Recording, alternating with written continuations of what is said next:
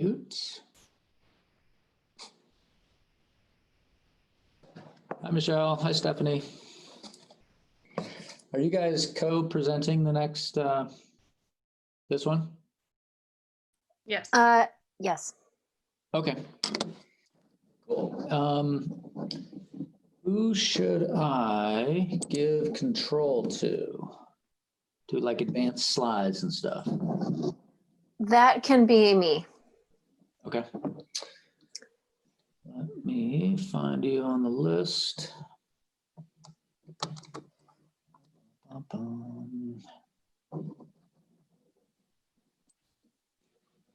I see you on the list. That's very strange. You are here.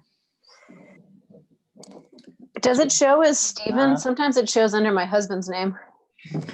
Well, your name pops up next to your picture. Remote control? Yeah, I'm on the remote control list. That's strange. Let me type in your name and see what happens. Result weird. What? Do you want me to log out and back in? Nate, Todd, Glenn, Peter, Carl, David. What's the other name that might show up? My husband's name is Stephen. Stephen. No, it should be Michelle. Yeah, no, it should be you because you're. So Stephanie's on the list. Nate, Todd, Glenn.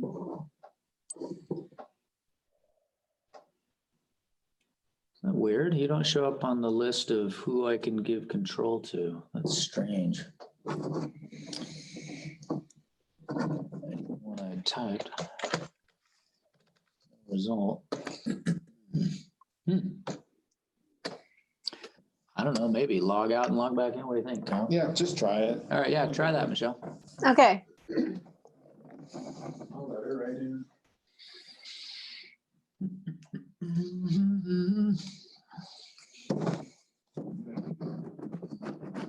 Here goes Michelle.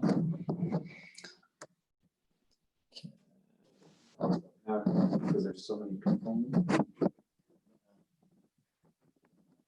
Go to remote control.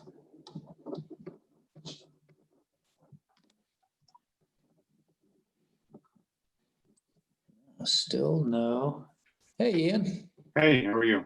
Good. How about you? I'm good. Taking over for Nate, or is Nate still here?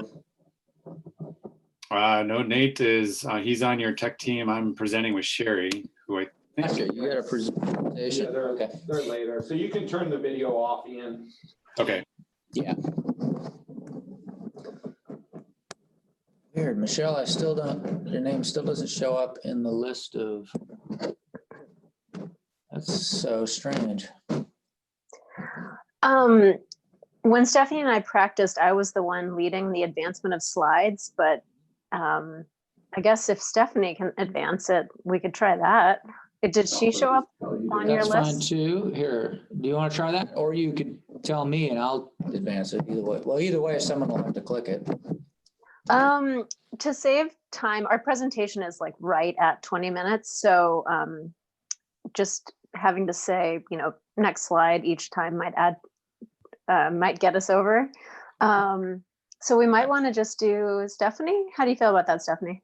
Sure, I can do that. Okay. Okay, try that, Stephanie. Click, you might have to double click on the screen to get your mouse activated.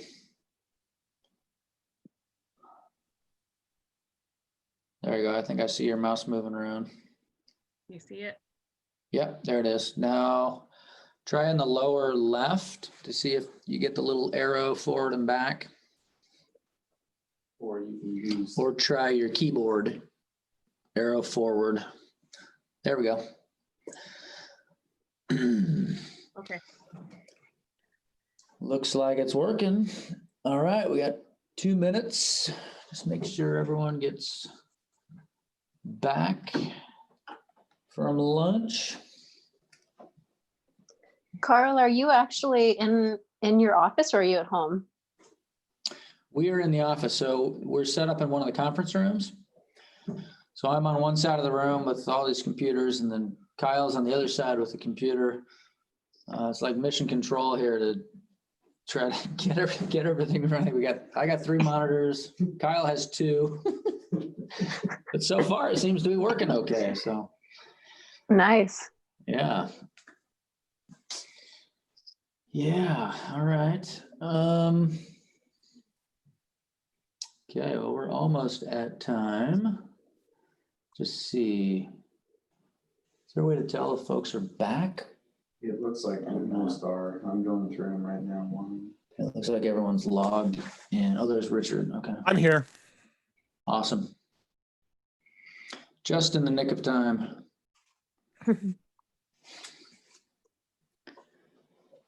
Yeah, I think we're good. I would go ahead. All right. Okay.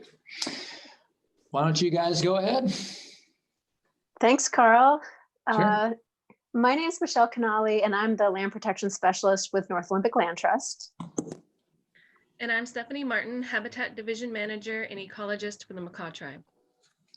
And we're both here today because if all works out as planned, the properties in this proposal will end up in the hands of the Makah Tribe. The projects first came to the Land Trust, but after working with the landowners for a little while, it became clear that they would prefer the land to be owned by the Makah Tribe, and the Land Trust is fully supportive of this. One of the landowners is a Makah tribal member, and the other landowner has family connections with the tribe, so ownership by the tribe is near and dear to their heart. The Tribal Council is supportive of tribal ownership and has been discussing what this would look like, but there are a lot of details to iron out, and the Land Trust is happy to be the backup holder if needed.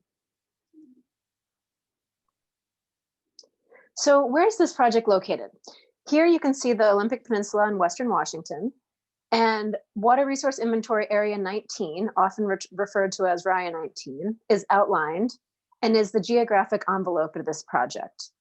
The 3 stars are the properties described in this grant proposal, and those 3 stars represent 229 acres of land in the Hoko River watershed that's identified as a high priority in the Western Strait of Juan de Fuca Habitat Conservation Plan.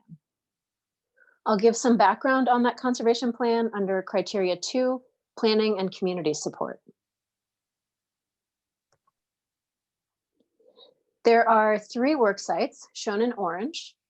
All 3 properties will be acquired and likely end up in the hands of the Makah Tribe. There's a lot to cover when it comes to criteria 1, the acquisition benefits, and I'll touch upon all 4 bullets in the following slides.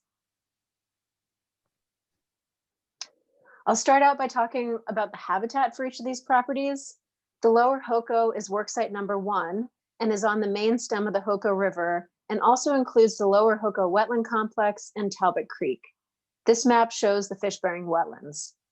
The worksite includes priority number 1 and number 6 in the conservation plan. It's highly ranked because the parcels include one of the largest off-channel wetland habitats in all of RIA 19, which you can see here in the blue crosshatch, and contains habitat that includes high fish use, high species diversity, and high habitat diversity. The property provides spawning, rearing, migration, and off-channel habitat for salmonids. In green, you can see Hoko State Parkland. Much of this land was acquired with WWRP funds in the past.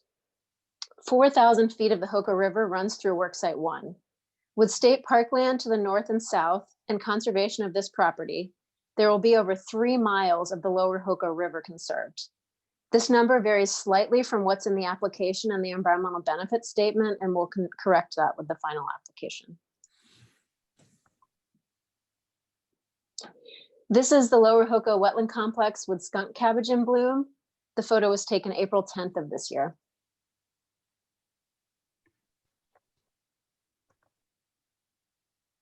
And this is the main stem of the Hoko.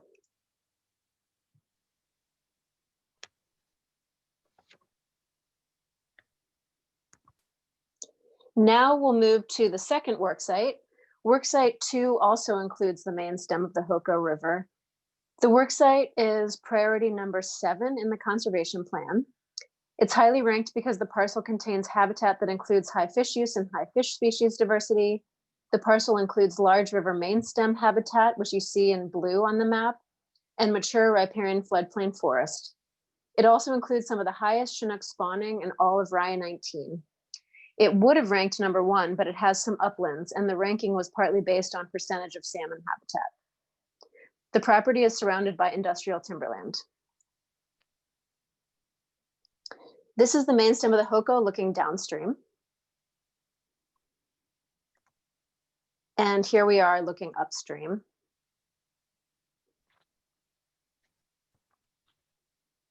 And this is a hemlock, part of the mature riparian forest by the Hoko River. Now for the third worksite on Johnson Creek. Worksite 3 includes Johnson Creek B, and unnamed tributaries, and the Johnson Creek wetland complex shown in crosshatch. Johnson Creek is one of the largest and most productive tributary systems to the Hoko River. The worksite is priority number 10 in the conservation plan. It's highly ranked because the parcel includes very high fish use like the other 2 worksites, and high habitat diversity. There's also a large wetland complex, the Johnson Creek wetland complex, that includes an excellent mix of spawning and off-channel habitat. This parcel includes mostly off-channel habitat and is directly downstream from 2 high-density coho spawning segments. The property is surrounded to the north, west, and south by industrial timberland, and there's private ownership to the east.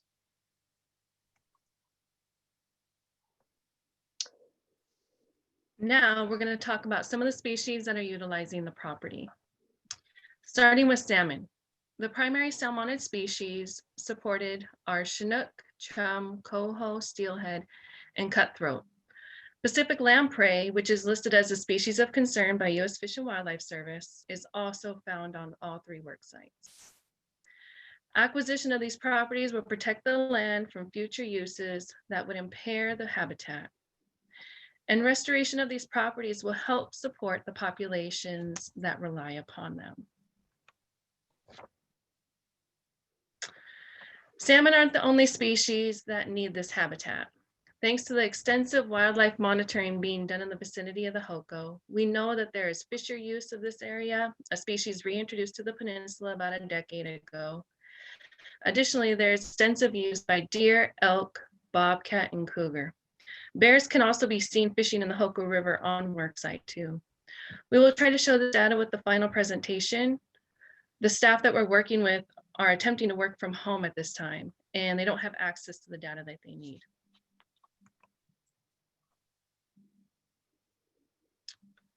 For the level of protection afforded by acquisition, all properties will be subject to a salmon deed of right, which requires that management include protection, preservation, restoration, and/or enhancement of habitat functions on the property, as shown in the area highlighted in yellow.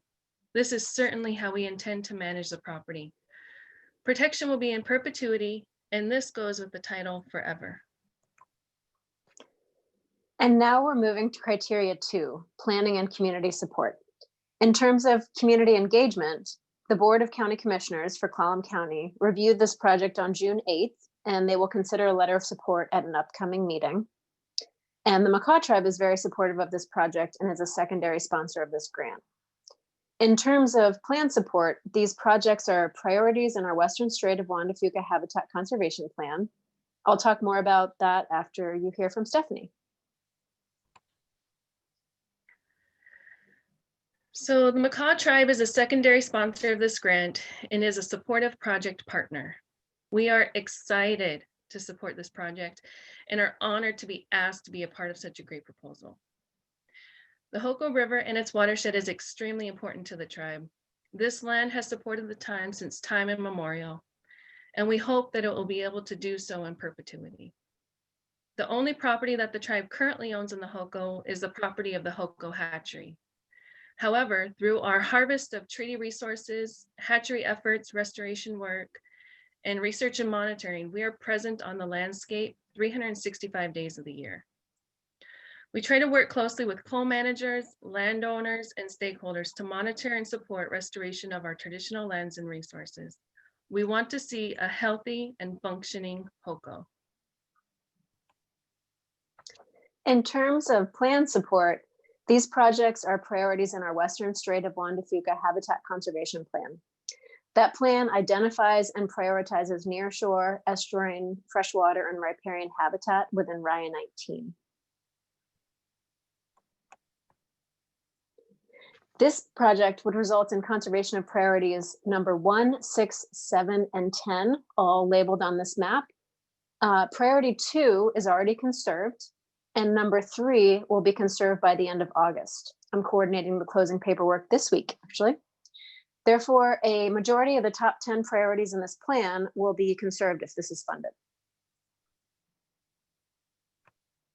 And if negotiations fall through, we would look to other priorities in this plan, which covers all of Water Resource Inventory Area 19.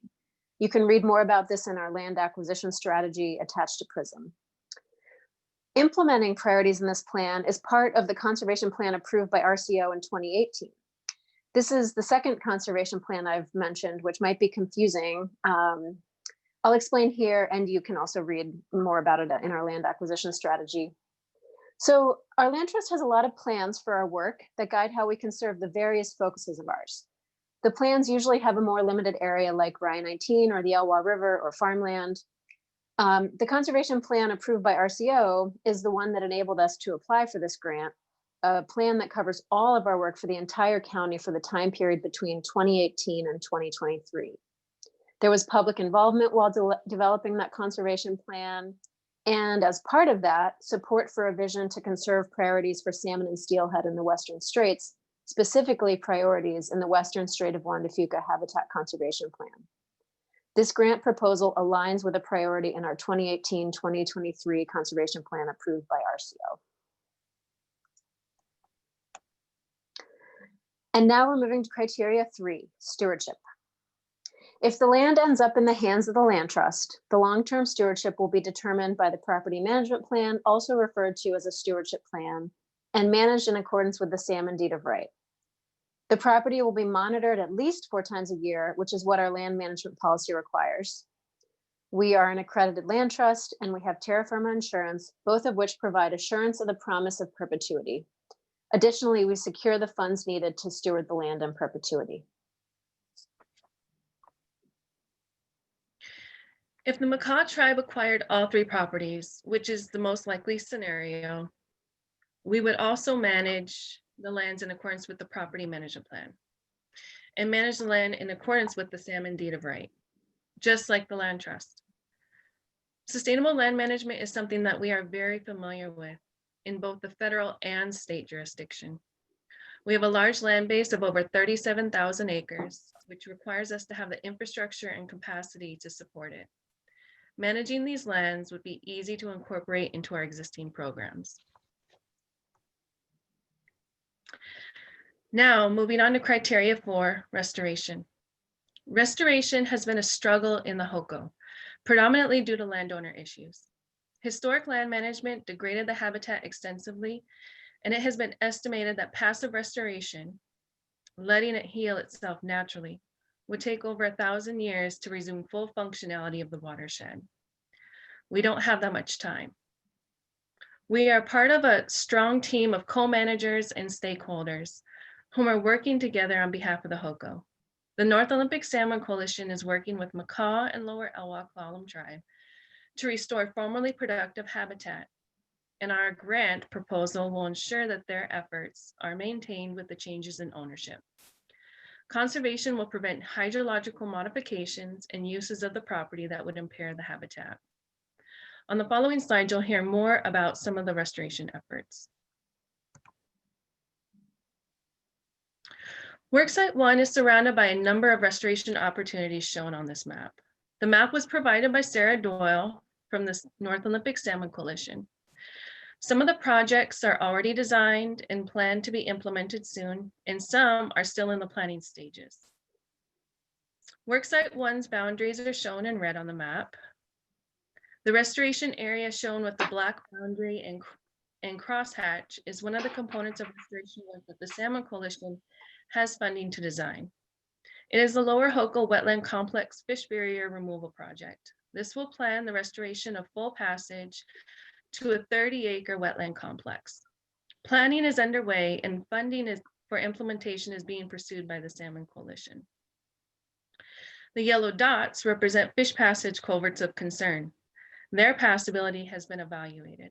Future work to address these barriers is in the planning stages in concert with WWRP, and it is partially funded by the Fish Passage Barrier Removal Board funding.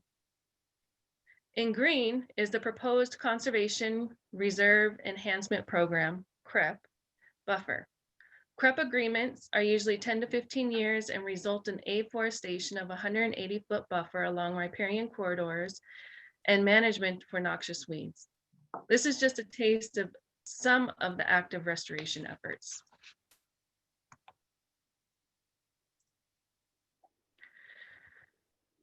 These are images from Worksite 1.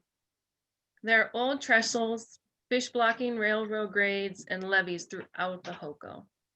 Although these structures are picturesque of the land's pioneer history, they are also located in the floodplain and leaching chemicals. Acquisition would help us address issues like this on the property.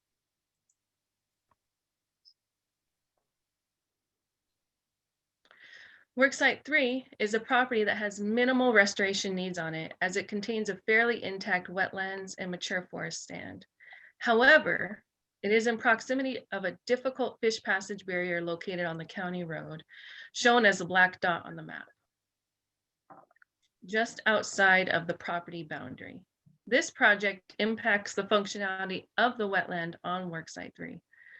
A team of co-managers and stakeholders is working to address a structure across a 90-foot wide wetland.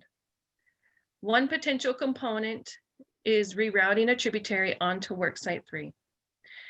It will be critical to have landowner willingness for this project, and our acquisition will ensure that. With the functionality of the wetland restored, acquisition will help protect it from future impairments, like the ones I'll talk about on the next section.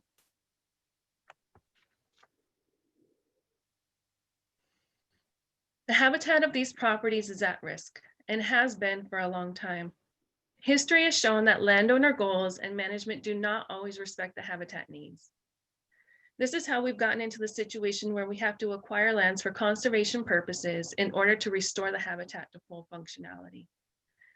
Historic land management methods allowed habitat to be degraded extensively without consideration of long-term impacts. The restoration efforts to address those impacts has been stunted extensively in the HOCO due to landowner willingness. Yet it has been hard to acquire lands because acquisition of these original homestead properties is rare, as they are typically inherited and not sold. It is imperative that we take advantage of this opportunity to protect these lands. All work sites have impaired water quality. Worksite 1 is category 5, and Worksite 2 and 3 are category 4 for impaired water temperature. We'll talk more about zoning in the next presentation. In the following slides, we'll show you the immediate threats to Worksite 2 and 3.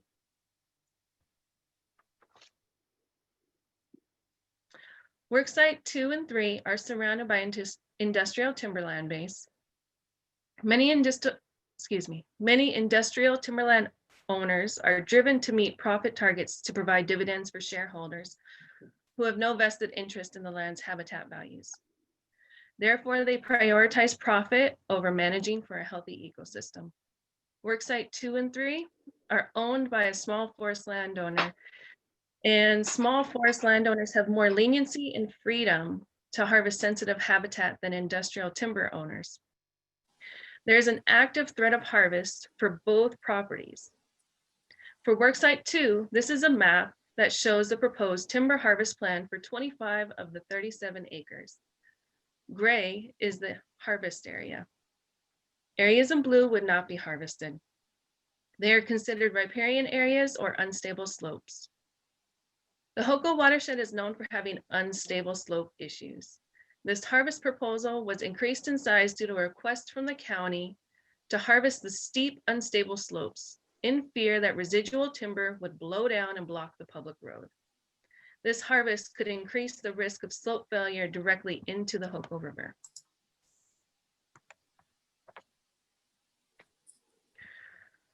For Worksite 3, there's an approved forest practice application that would allow harvest of about 12 acres including over 1,000 feet of road construction through the forested wetland and construction of a bridge. With harvest of this timber and construction of a road through the forested wetland, this would undermine the restoration work discussed earlier with the replacement of the county culverts, as this would impact the restored wetland functions.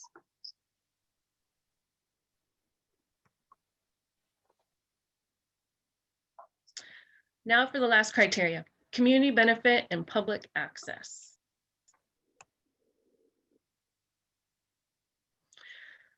So for community benefits and public access, let me start out by saying that I think it is important to remember that protection of treaty resources protects them not only for the tribe, but also for the general public. The late Billy Frank Jr. used to say 50% of zero is zero. It is important that we work together for a common good and that we can take care of the land together. The opportunities afforded by these acquisitions are amazing for the public benefit, for access, and for resource protection.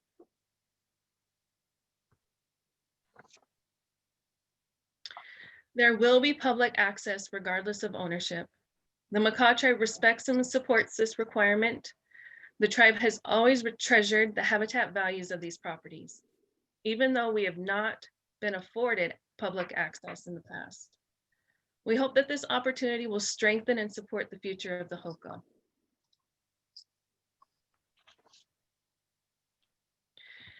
And for educational and scientific opportunities, acquisition complements the extensive historic and ongoing work in the Hoko. Hatchery efforts, restoration work, and research and monitoring of salmon and noxious weeds and wildlife are just the tip of the iceberg. There are a lot of engaged entities working in the Hoko. Some of those entities are the Makah and Elwha tribe, state parks, Friends of the Hoko River, a citizens group, and the North Olympic Salmon Coalition, and many, many more. The acquisition of these lands would allow us to continue to work together in the Hoko watershed on a variety of ongoing and yet to be seen opportunities.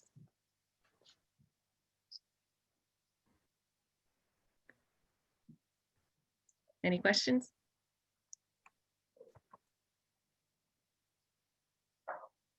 All right, thanks, Stephanie. Thanks, Michelle. Nice job. Just one quick note. Evaluation criteria 4 is only for combination projects.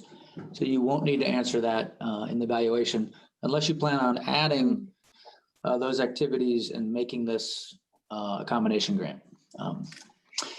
With that, we have some comments. Let's start with Richard and then Todd. All right, first thing, I very much appreciate how clearly you spelled out what the risks are. That was very clear. You could see, what might happen and what realistically would happen. I have a question. In the materials that we're following, it says, if public access is not currently allowed on this site, describe the plans to facilitate public access or recreation. Do you have any plans to facilitate access or recreation?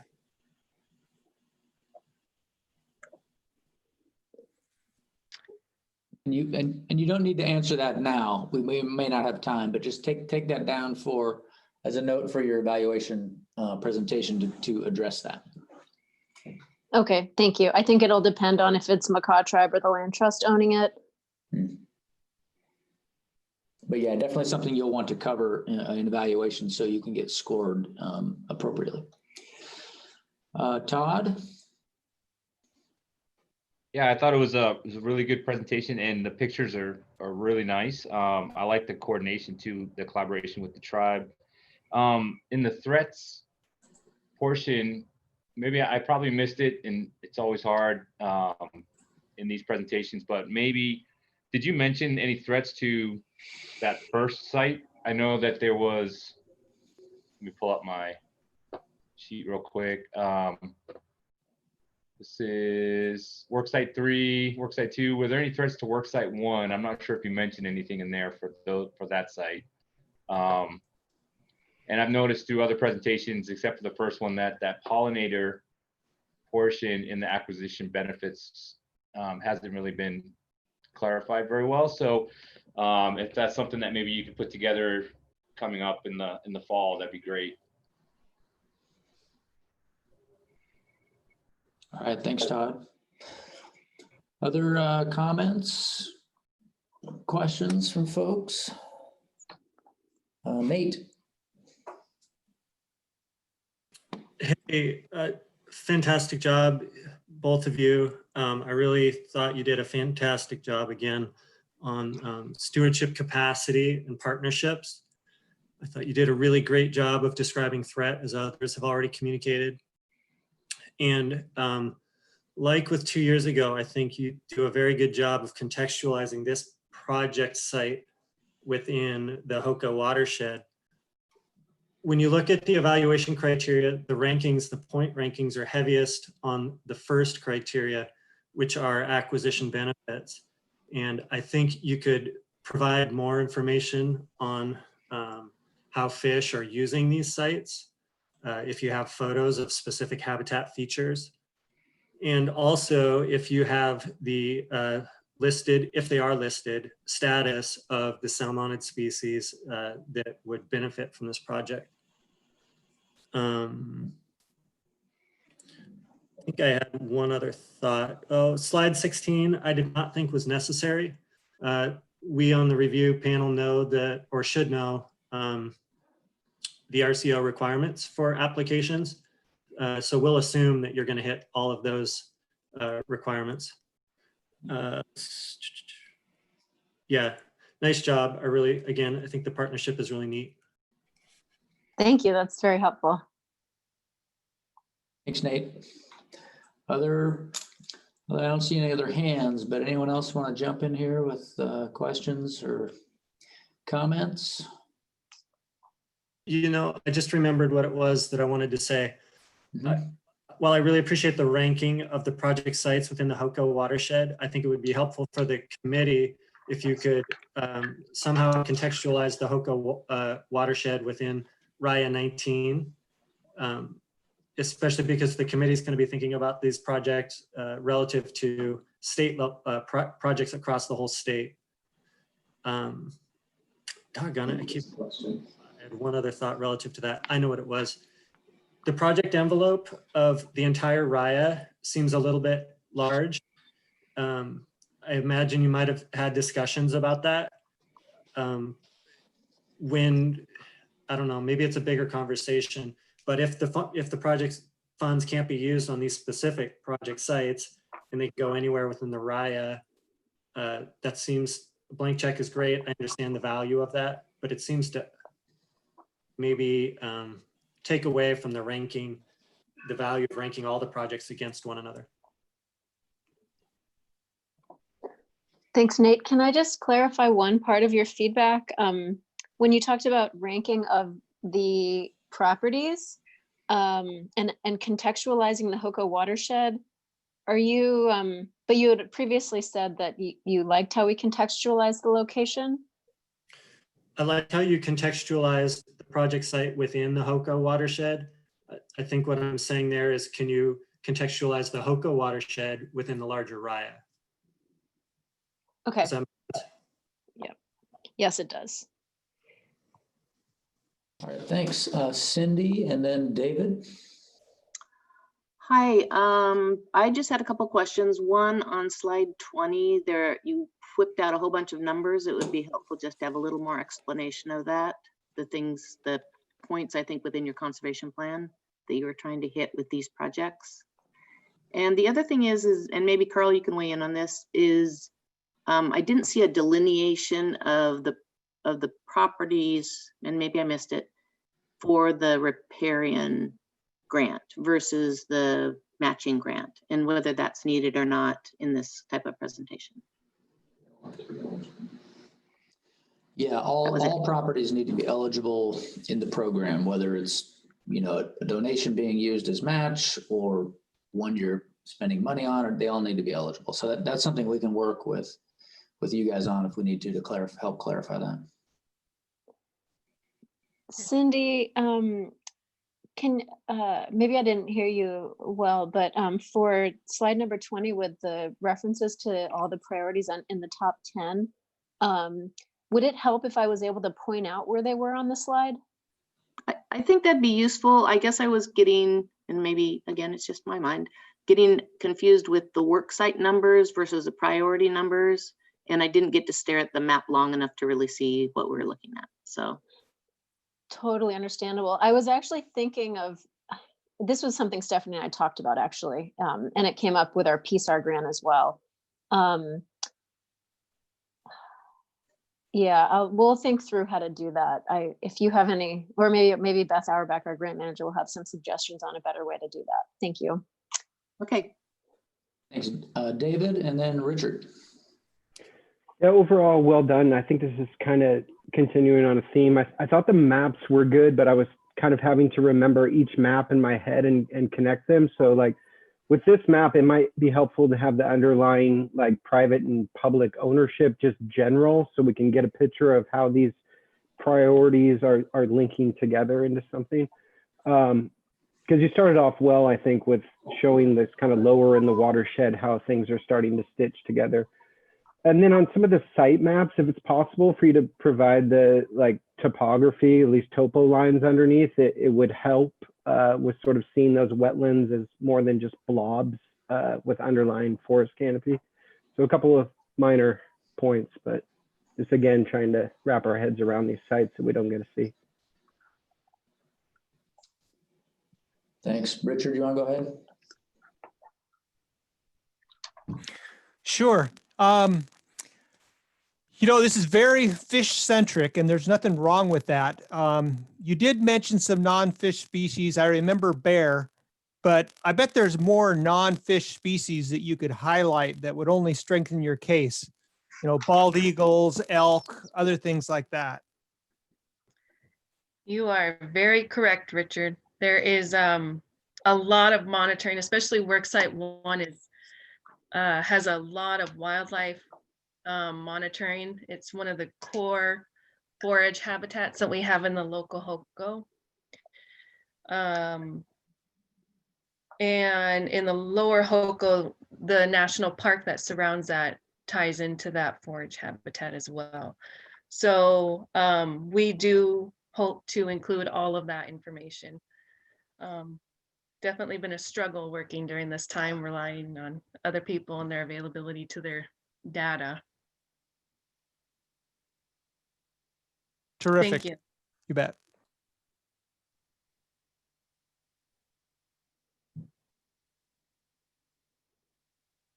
Let me unmute myself, then you can hear me. Thank you very much. I don't see any more comments. Thank you both for presenting. I appreciate it. Carl, do I have time? Or I was just wondering if anybody took a look at our environmental benefit statement or land acquisition strategy and had any comments on how that was worded?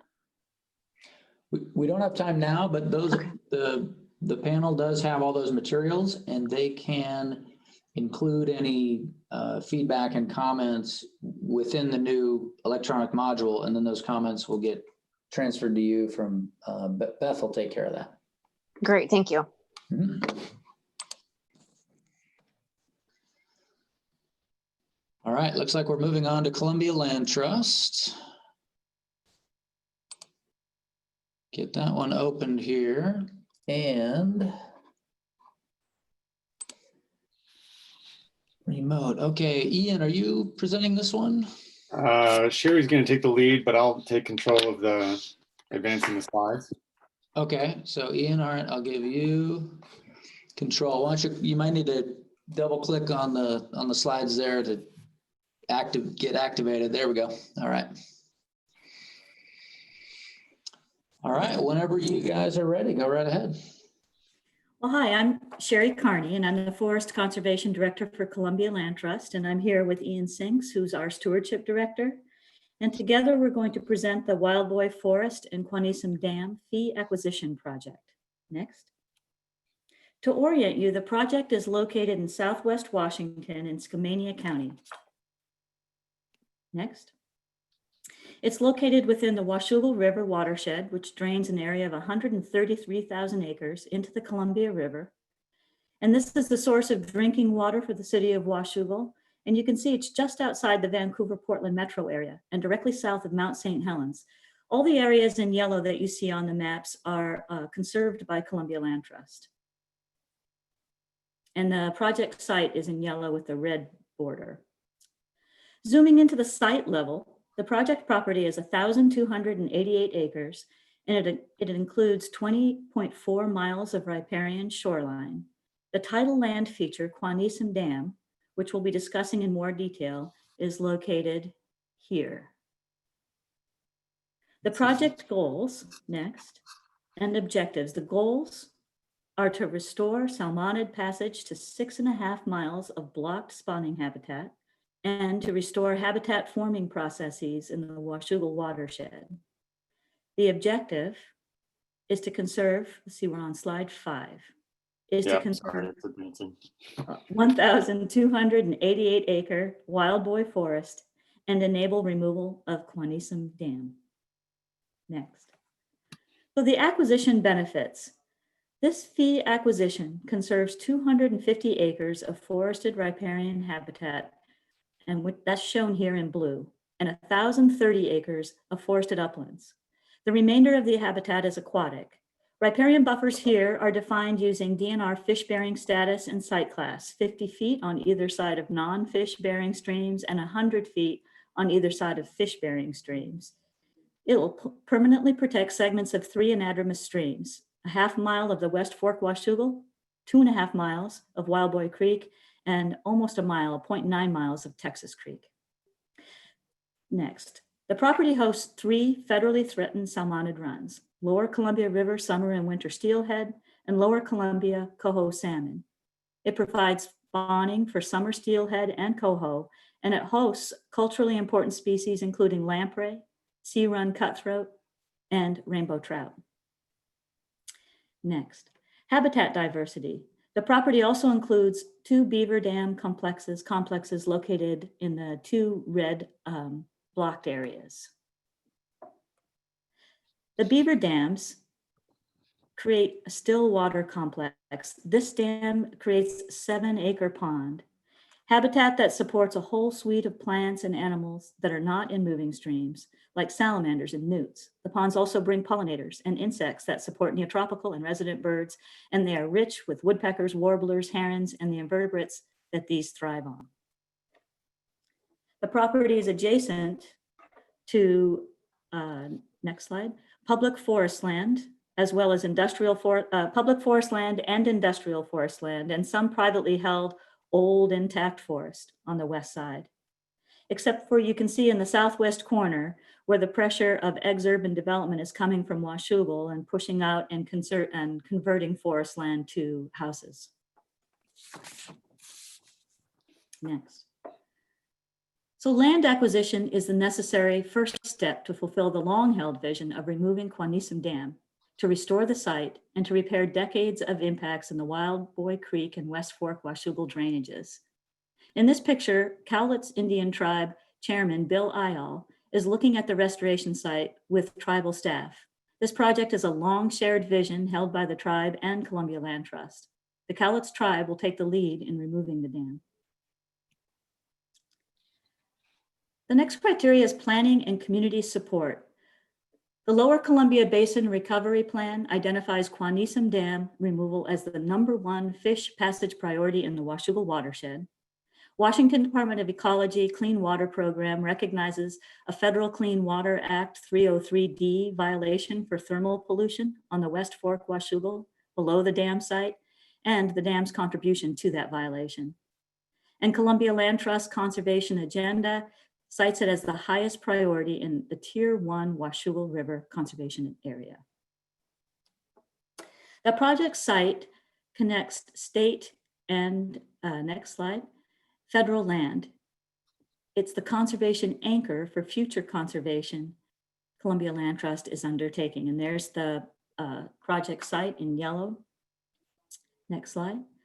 Columbia Land Trust has a long history of over 20 years working in Skamania County. a historically timber-dependent rural county that's now one of the most economically stressed counties in Washington. In this picture are Skamania County commissioners, Cowlitz tribal leaders, and staff for Congresswoman Herrera Butler. This project resonates with broad and diverse support. And next, that support is captured in this letter from Congresswoman Herrera Butler, who has worked closely with Skamania County to address economic priorities that are tied to the timber economy, and she supports this conservation and the removal of this dam. Okay, so moving on to stewardship and planning. The history of this, excuse me, the history of this property is that for more than 100 years, it's been managed for timber. In the earliest days, the site hosted a splash dam that was used to move logs down to the river to the mills. It was repeatedly filled and drained, flooding and scouring Wild Boy Creek and the West Fork Washougal of its spawning gravels, sediments, vegetation, and habitat forming wood. And as you can see, the impact of the scour in this photo, the basalt cliff downstream of the splash dam is undercut and eroded. And for reference is now the location of the dam spillway that you've seen in previous photos. In the early 1960s, the property was purchased by the Campfire Girls organization with the vision of locating a girls' camp and building a new recreational reservoir upstream of the splash dam. And this photo from the early 1960s shows open hardwood wetland, meadow, and where the reservoir is located. And you can see remnants of trees left over from the Yakult burn that swept through the area in 1902. And this is where they built their 1,800-acre camp. They cleared the wetland, blasted out the hillside, erected a 50-foot, 5-foot tall, and 400-foot wide rock fill and concrete dam. This particular type of dam uses rock fill for the main dam structure, and that is then sealed with concrete and a concrete apron on the interior. Water flow is routed around the structure into the spillway that then flows over the basalt cliff into the West Fork Washougal. And Wild Boy, waiting for the delay, Wild Boy and his tributaries filled the site to make the recreational reservoir that we see today. And you can see the dam structure on the left with the concrete apron sealing the inside. An important point here about the watershed processes and fish habitat. The logging of the watershed required the use of a splash dam to transport the wood. Splash damming, of course, scours all the sediments out of the river channel and simplifies the habitat. Then the Quanisom Dam is constructed that prevents the river from restoring itself because of all the wooden sediments that would naturally move downstream are interrupted by the structure. And not to mention fish passage. So the impacts of the dam are both upstream, eliminating more than 6.5 miles of accessible habitat for salmonids, and downstream 20 miles all the way to the Columbia River. And for decades, it offered young campers an opportunity to learn about and appreciate nature. Until the camp and the dam were sold in the 1980s as timberland. And today the dam serves no flood control or hydroelectric function. Its outflow system is located at the top of the reservoir, so it heats water and passes the hottest water onto the Washougal River watershed. And it's uncertain if the dam is seismically secure, but it's the lack of this purpose around the dam also provides an opportunity to restore the site and its impacts on fish and watershed health by removing the Quanisom Dam, a process which is already underway. A near final dam removal and river restoration design has been completed by the Cowlitz Indian tribe. This engineered design calls for the sequenced lowering of the reservoir, removal of the dam structure, recontouring the reservoir bottom to reconnect the tributary streams, and extensive revegetation. Fundraising and permitting efforts are underway for this phase, with the anticipation that construction would begin in 2022. And a note about Columbia Land Trust and our capacity. The Columbia Land Trust currently manages about 25,000 acres of land along the lower 250 miles of the Columbia River. We have a 10-member stewardship team, a $15 million stewardship fund reserve that supports property maintenance and monitoring for all of our properties, and a cadre of volunteers and support and partners that support the land management and restoration. We implement and manage in-stream restoration projects and manage more than 10,000 acres of forest, practicing conservation-oriented forestry. And we feel like we're prepared to take on the stewardship responsibilities of this property and are confident in our partnership with the Cowlitz will be successful in securing the needed funds and implementing the dam removal project. So a couple more points about upstream habitat. Stream habitat assessment was completed that evaluated the fish habitat being opened by the dam removal, the dam being located in the lower portion of this photo. This map shows the approximately 6.5 acres or 6.5 miles of habitat along 3 tributaries flowing into the reservoir. And this particular map focuses on stream gradient, but the assessment included other physical and biological features to determine habitat suitability for salmonids. This photo shows the 3 tributaries above the dam that flow into the reservoir. The habitat in these tributaries are largely functional, but lack fish passage. And just for a reference, this is the slide of a healthy functioning riparian system on Texas Creek, also on the project site that enters Wild Boy Creek in the West Fork Washougal below the Cummingson Dam. Okay, so thoughts on threat. So in addition to the dam blocking access to habitat and the function of habitat forming processes, it acts as like a bathtub and heats the water temperature by over 10 degrees Fahrenheit each summer, according to our monitoring, raising temps to near lethal temperatures for salmonids and degrading water quality further down the system. And as climate change advances, these impacts will be exacerbated. And the acquisition of this property, of course, will allow the dam removal effort to move forward and address this issue.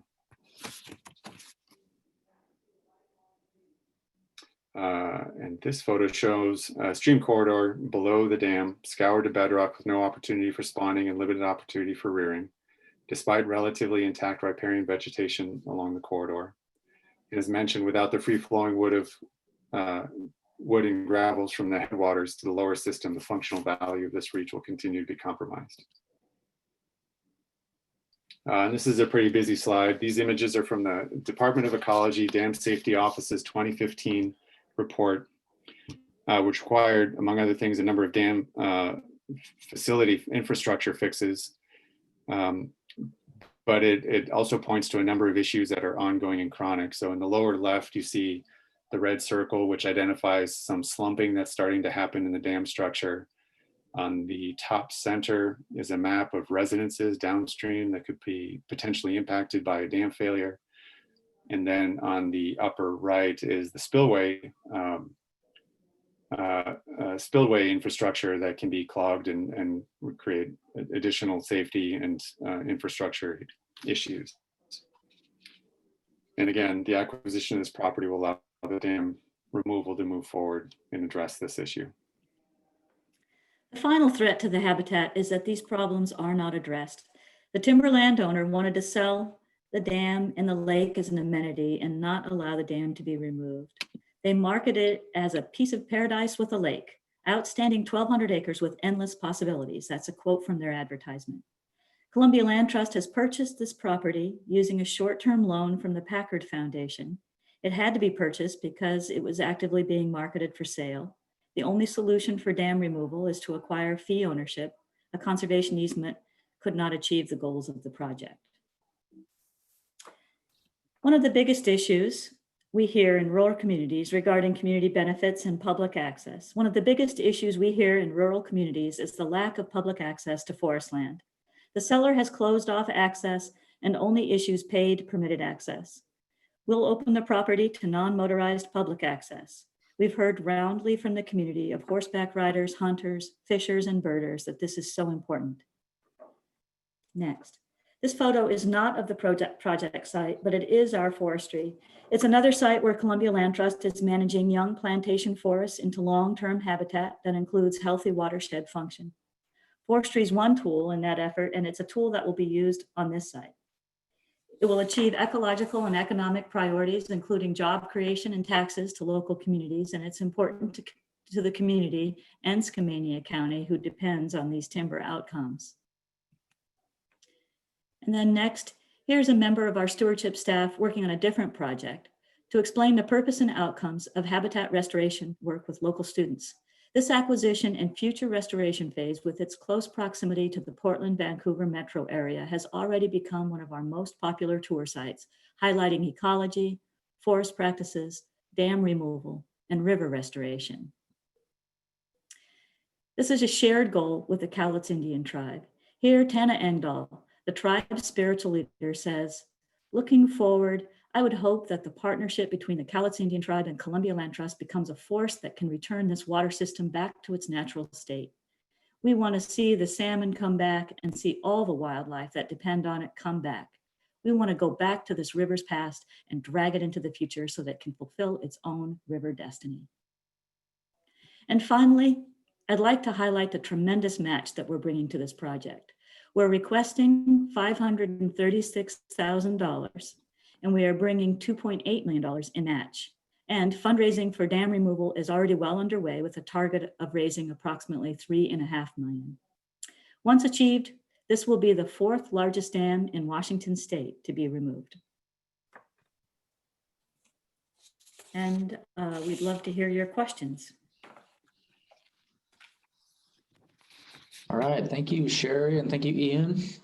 Questions on this project or comments or thoughts from the team? See any hands at the moment, but let's see if anybody chimes in. Todd. I thought this is I really like this project. I think it's really a worthy venture. Just curious, and I think this is the first time I've seen this type of project come across into this group. I've seen, well, we've seen earlier today where they wanted to acquire property to and then remove buildings, structures, develop sites for acquisition. That's not too uncommon, but I think this is the first full dam project for an acquisition grant that I've seen. So I'm just curious, and maybe this might be addressed later on, is how the landowners to the north, how that might affect them with this removal of the dam, and how complicated this process, that project really will be for permitting and public support. And so if that's complicated, then this is an acquisition of a piece of property with a large dam on it. Just something to think about. I need to work it through myself and read up a little bit more on your location and your design. So, but I thought it was great. I love the pictures. Thanks, Todd. We could address that. I think we have a couple minutes to spare in our presentation. And Ian, we could address that a little bit more. Yeah. Yeah, you used about 16 minutes, just so you know, so you do have some time left. Richard. Yeah, maybe I spaced out for a minute, but it seemed like you were a little light on the information about the fish currently using the river below the dam, and how how big of a benefit it could be to the fish beyond just river miles. But if there's kind of estimates of what the runs could potentially turn into someday. Yeah. Thanks, Richard. Other questions, thoughts?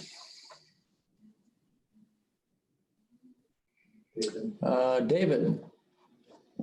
Excellent presentation, super compelling project. Just a couple of minor comments on the threat slide. The one with the human dam element was really hard to see. It was pretty busy. So I think just showing some cracks in the dam and houses downstream just slams that point home. And then in regards to just the habitat threat, you could probably elaborate more, because I think you all don't often go out and secure loans to purchase property. So that is, you obviously felt the need in this place. So you can probably elaborate a little bit more on that, but overall, well done. Just a clarification. So you're to elaborate on the threat of the loans, and if we can't fulfill the loans. Or just, you're thinking at the time that you went that avenue as opposed to some of the other approaches you've taken on other properties. Sure. Okay. Okay.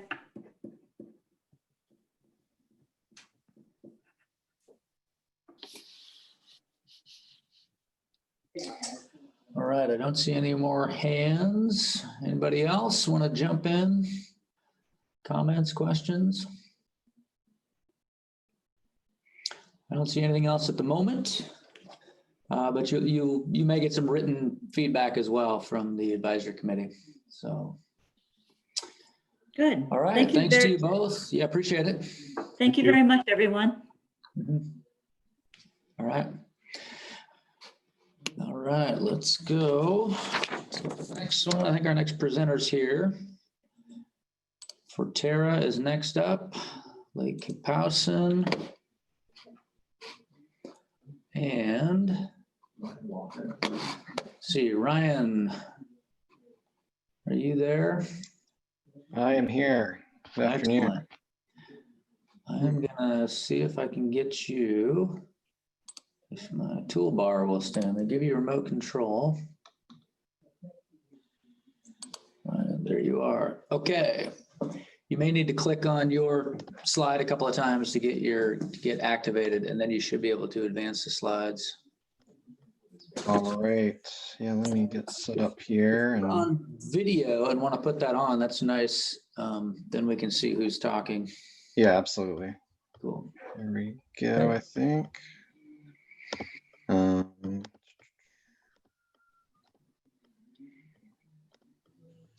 Try double clicking on just somewhere on the slide to see if, there we go.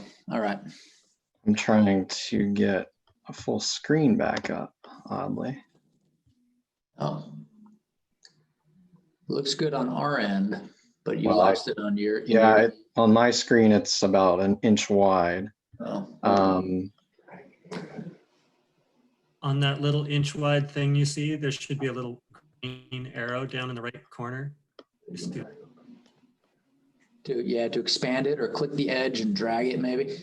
Yeah, there we go. That was odd. Cool. And yeah, formatting didn't work out too well here, did it? Okay, well, we'll go with it. All right. You can fix it before next time.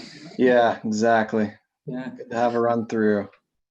Hey, whenever you're ready, Ryan, go ahead. You got 20 minutes.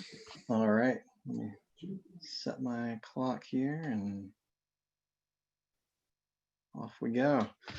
All right. Good afternoon, everyone. It's Ryan Walker here from Forterra, project manager in the conservation department. And today I'm going to be talking a little bit about some protection efforts on Lake Kapowson in Pierce County. And this is under the Habitat Conservation Riparian grant number 20-1785.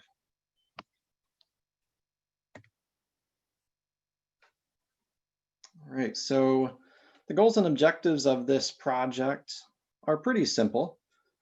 Protecting the property and the critical habitat. We have about 176 acres of property that we're looking to acquire. And then providing passive recreational opportunities. And the critical part of this is as they are appropriate to protecting the natural resources. And finally, working towards restoration goals, research-backed restoration goals. And that might include anything from forest and vegetation management to shoreline improvements to water quality improvements that would benefit salmonids and other wildlife. Partners on that restoration might include DNR, WDFW, local tribes, potentially others. Just looking at the regional location, this is located in the foothills in Pierce County in the Graham area, a little bit southwest of Graham. And it's located along Orville Road and the intersection of Orville and Kapowson Highway. So this is a bit north of, well, it's in the biodiversity corridor between the Puyallup and the Nisqually in Pierce County. Looking a little closer at the site location specifically, this project includes two different landowners. One is a private landowner and one is a publicly held landowner, Tacoma Public Utilities. So you see the private landowner in the purple shade, and in the red is TPU parcels. And so looking at why does TPU own land along Lake Kapowsin? They acquired the land basically in the early part of the 1900s with the intent of using the lake as a source water drinking supply for the city of Tacoma. They ended up developing that elsewhere, actually in the city, but remain holding on to these properties. There's also a rail line, the Tacoma rail line, that cuts through right through the middle of the western parcels here, or the parcels on the western side of the lake. And that's also owned by the city. It is an active rail line at this point. Hopefully one day there's potential to add that into the acquisition and potentially connect a trail in, but at this point that's not quite an option.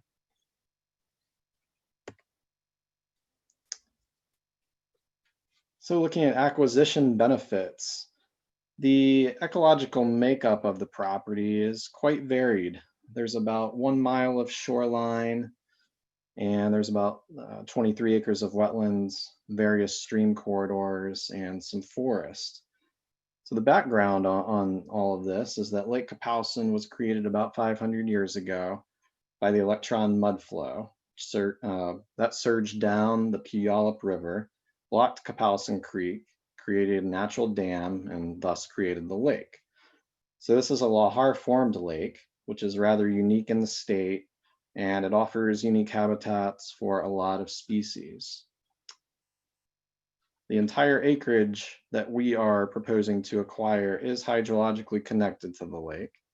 And as I mentioned, there's a lot of features of the property which further connect it through wetlands, stream corridors, and the lake.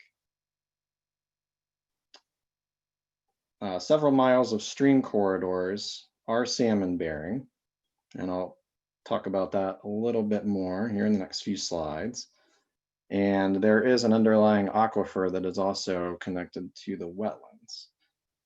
So portions of the property have also been harvested in the past, and we'll talk about that a bit as well. The habitats on the property are riverine upland perennial and lacustrine littoral. So that's habitats up to a depth of 6 feet, and then habitats deeper than 6 feet, lacustrine littoral.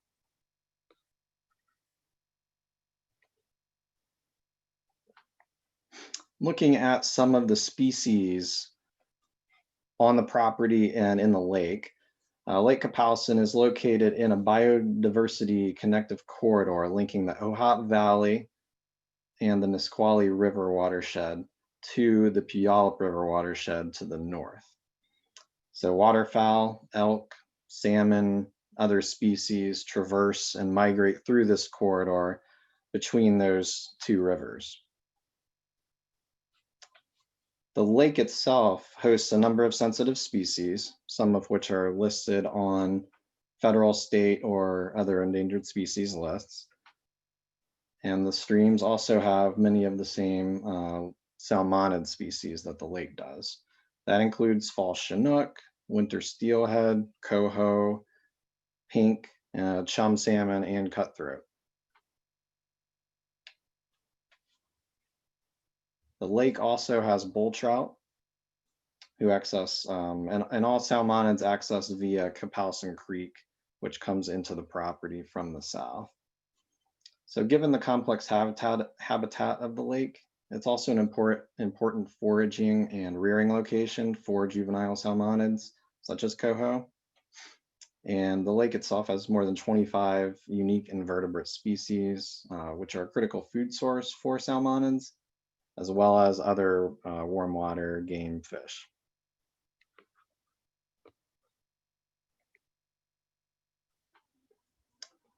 Looking at the riparian corridors a bit further, we have about 45 acres of riparian habitat. And that includes some of the wetlands and floodplain corridors, as mentioned.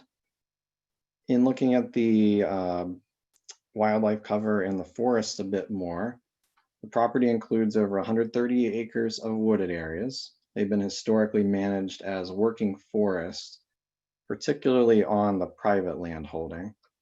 However, portions have not been harvested in over 60 years on some of the property. So this provides mature habitat and diversity for a diversity of species that rely on complex native plant understory for foraging, nesting, and refugia. These wooded areas include multiple tree species, predominantly western red cedar, western hemlock, Doug fir, red alder, and vine maple.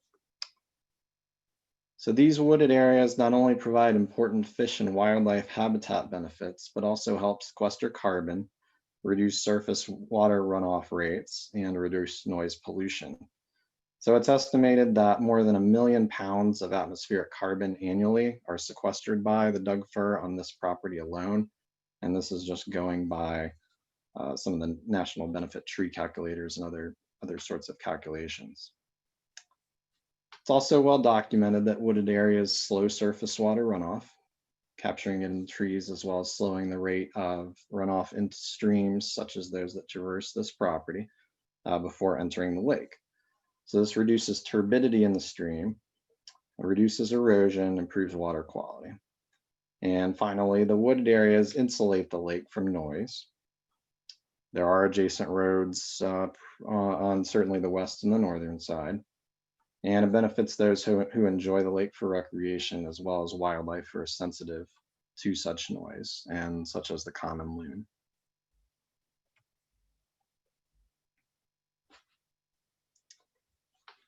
Looking a bit further at the surrounding land uses, there are, sorry, I'm trying to read my slide there. The Lake Kapowsin Aquatic Preserve is adjacent to these properties and really butts right up against it, as the properties are on the shoreline. There is also commercial forestry and a lot of forest generally. A lot of the commercial forestry is located on the east side of the lake. There are some public and protected lands. There is a WDFW boat launch there. And there is also open space areas adjacent that are managed by the Muckleshoot tribe. And Lake Kapowsin is nearly entirely undeveloped, so it has really good water quality. Pierce Conservation District can vouch for that. As I mentioned, it's also part of the biodiversity corridor, which links between Mount Rainier, the lowlands, and between the Nisqually and the Puyallup.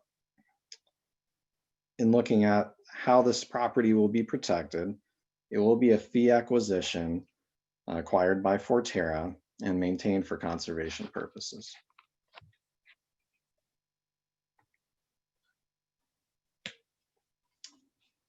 So on to planning and community support. DNR established the lake as the first freshwater aquatic reserve in the state. So that's really exciting for this project. And there's a couple of bits of information in the management plan that highlight its importance. So it identifies the need to protect the lake, its geophysical characteristics, habitats, and sensitive fish and wildlife species. It also highlights the rarity of a lahar-formed lake, as we mentioned earlier, and their unique geological history. It also describes and identifies the need to protect surrounding landscapes to buffer the lake and its habitat.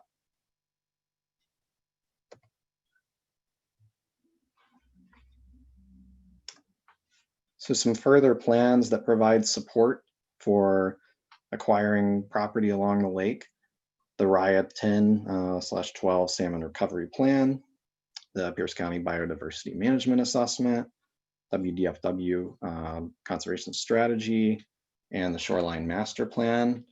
I'd also add the County Park Rec and Open Space Plan. While the county does not intend to own these properties specifically, this lake and the corridor is an area that they would like to increase recreation as well as protection.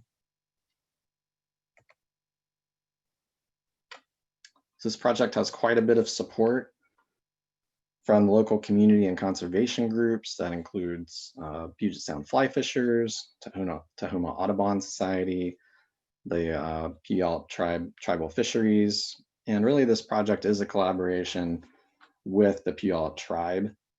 who have a great interest in protecting the lake for important fish and wildlife benefits, as well as for its cultural resources.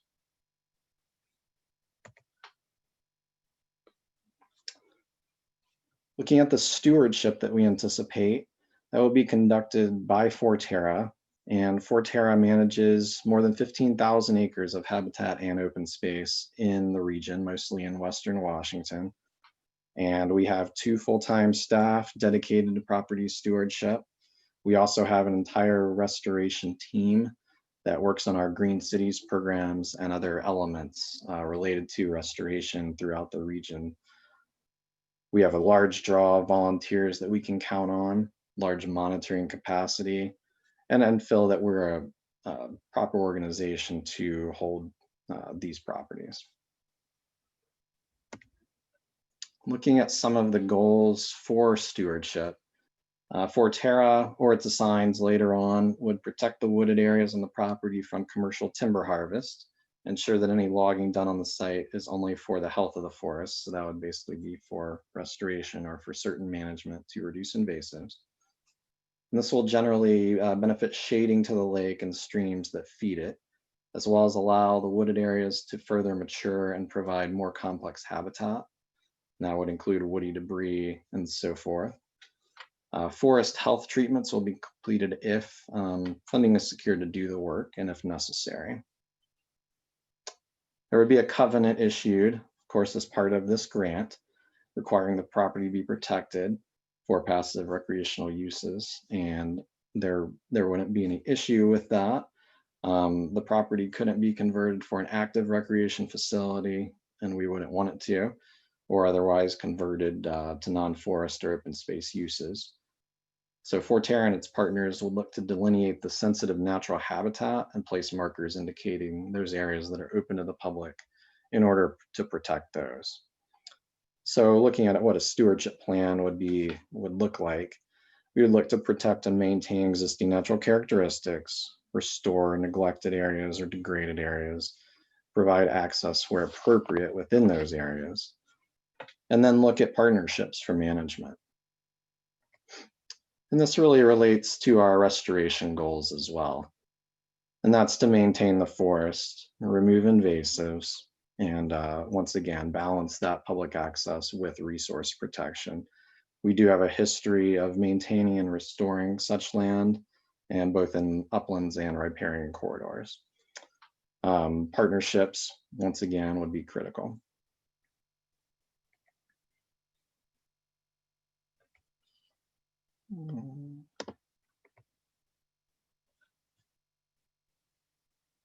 There we go. Looking at the habitat threat, this is the last significant undeveloped lake in the Pierce County lowlands, and it's really pretty simple. If it's not purchased for conservation, the property will likely be developed into rural residential lots or have timber cut off of it. So the result would be degraded habitat, loss of recreational experience, and view shed. Looking at a little further at that, and I see one of my images disappeared here, but sorry about that. But the future of the lake would be like basically all the others in Pierce County, with a lot of fragmentation, a lot of private access, which impacts the ecosystems, contaminates water, increases invasive species.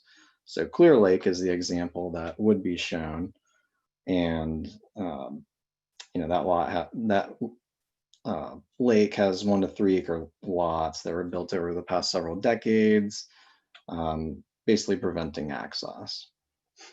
In this case, the property is designated entirely rural sensitive resource, except for one small parcel across the lake. However, that does still allow development to occur, and given that there are multiple lots, multiple parcels, then each of those parcels could be a lot. Ultimately, on the private land, we could see 12 lots developed. On the public land, that could be 4 to 6 as an estimate. Oh, there we go.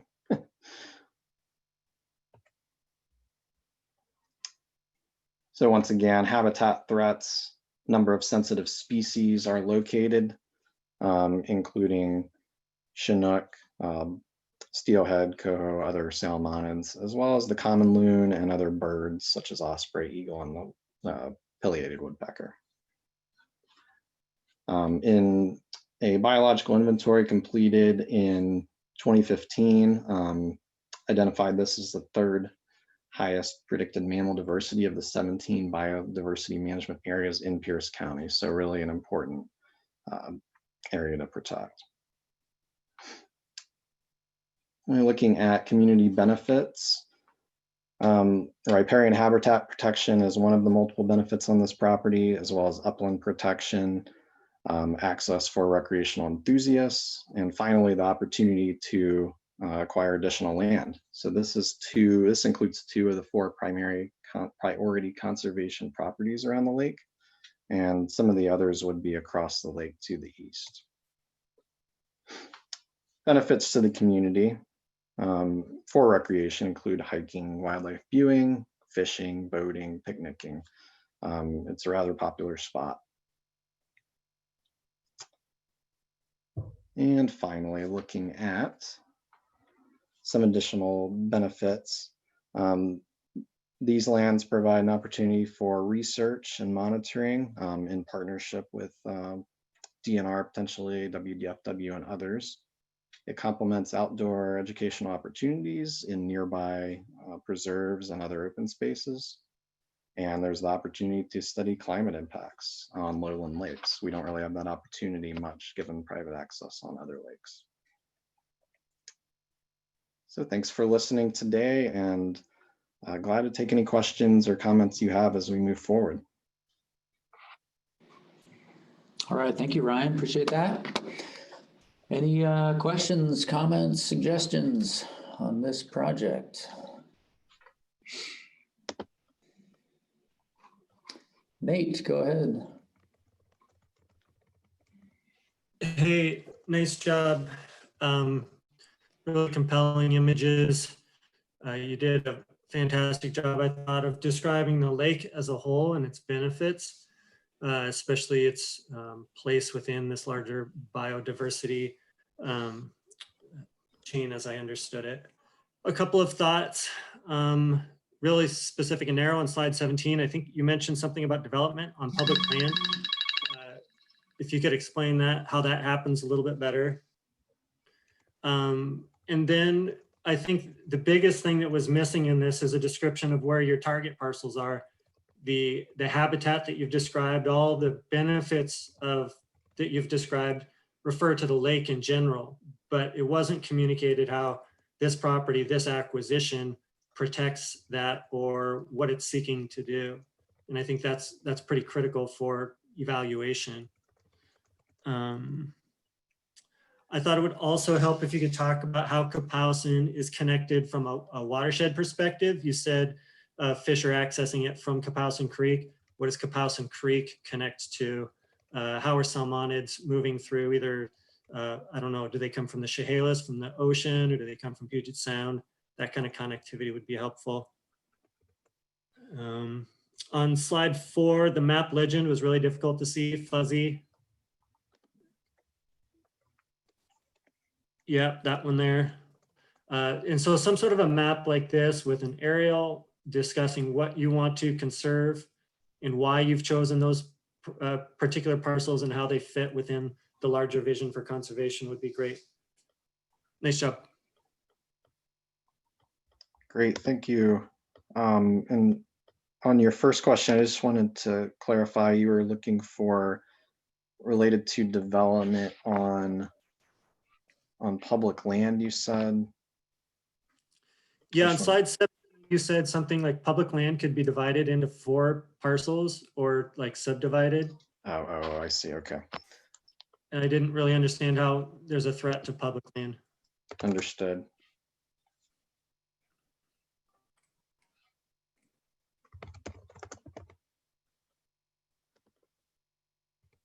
Sarah is muted. Question from Cindy and then Richard. Hi, this is Cindy. I had a couple questions. One, I agree with the legends. You can't read the legends, so either make them darker or pick out the points that you want to make. And in particular on slide number 3, even the colors on the map were a little too pastel-y. Couldn't really see what you're talking about. So if you could make those a little bit brighter, that would be great.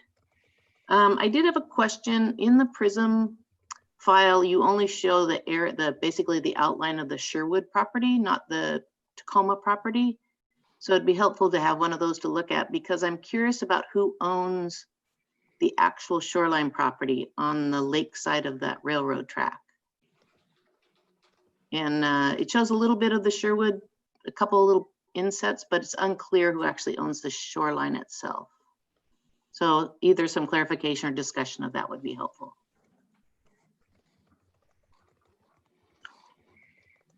Okay, And Ryan, just we can, to I was gonna say, clarify, we can work with you on that. Maybe we need some additional parcel maps on each of those pieces of land. yeah, absolutely. And then I had a quick clarification in Prism. You indicated there was only the Sherwood identified. Yeah, that's what I see under the parcel map, the attachments. Maybe I'm not looking in the right place. Okay. Yeah, it looks like there's only one map that's labeled parcel map.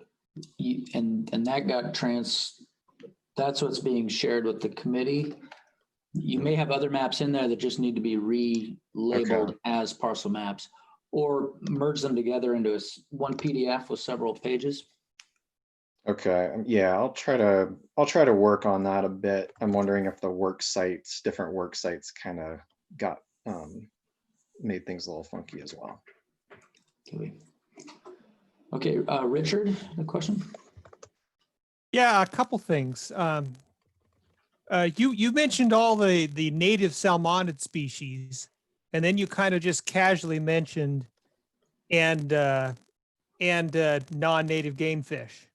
And I've never been to Lake Kapowsin, so I kind of went and looked at what the fishing opportunities are there on the Fish and Wildlife webpage. And it says it provides fishing opportunity for largemouth bass, black crappie, yellow perch, pumpkin seed, sunfish, and rock bass. So it would appear that the main thing that most people enjoy are non-native spiny ray fish. And I don't think you should shy away from that. I think you should give an accurate, complete picture of what's out there. I personally am more interested in the native salmonids, but there's a whole other part of the state, tons of people that like that. And so I think you should give the full picture and just be as accurate as you can.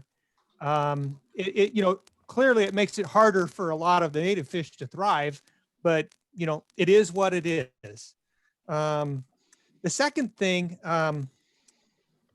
I don't like that picture of Clear Lake that you brought in. And that came up last cycle. And I told the person presenting last cycle that is just not an accurate reflection of what could happen today under the current regulations. That's a reflection of what happened before the Growth Management Act was put into place. And last time that guy came up with something that reflected an actual proposal with some clustered development that didn't look anything like Clear Lake. It was still potential impacts to the lake and more development, but it was a lot more accurate than that Clear Lake aerial photo. All right, very good. Okay, thanks, Richard. Thank you. Other thoughts from the committee?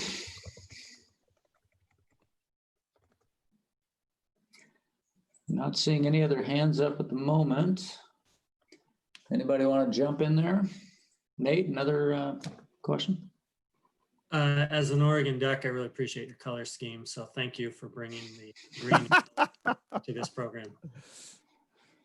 Yeah, as a Seattle-based nonprofit, we may have to rethink that, I guess, as our color scheme.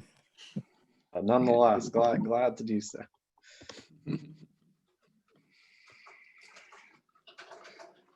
All right, not seeing any other questions. You'll get some more written feedback as well when your grant manager returns the application, and you'll have a chance to tune it up and revise your PowerPoint and everything. All So right. thanks, Ryan. I Thanks so appreciate much. it. Yeah, thank you. Have a good one. Yeah. All right, folks, we have arrived at our afternoon break. a little bit ahead of schedule, so you have a little extra time. And we'll be back here, come on back a little before 3 to make sure we're ready to go. We have 2 projects from Fish and Wildlife, and then that's it. I mentioned that last project has dropped out, Bellingham. So we will see you in a bit. Thank you much.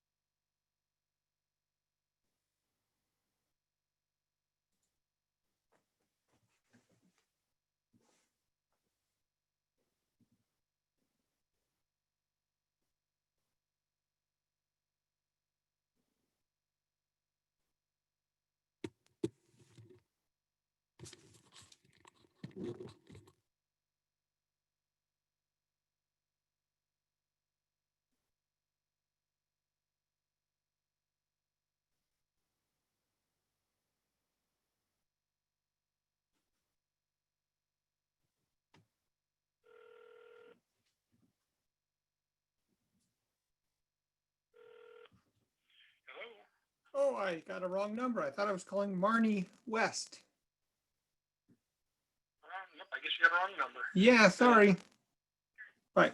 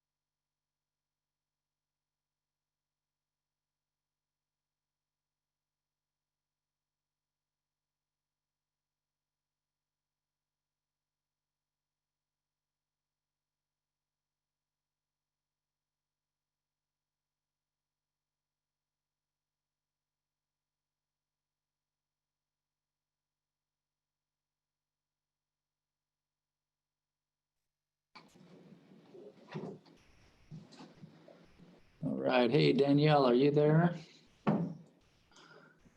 Yes, I am. Hi.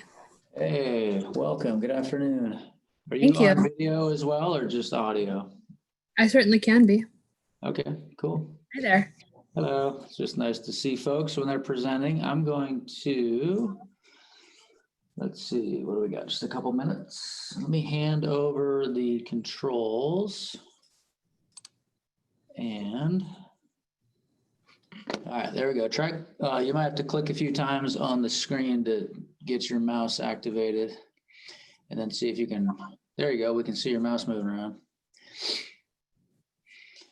How do I See if you can advance? advance the slide with your keyboard, or sometimes there's little arrows down in the bottom left.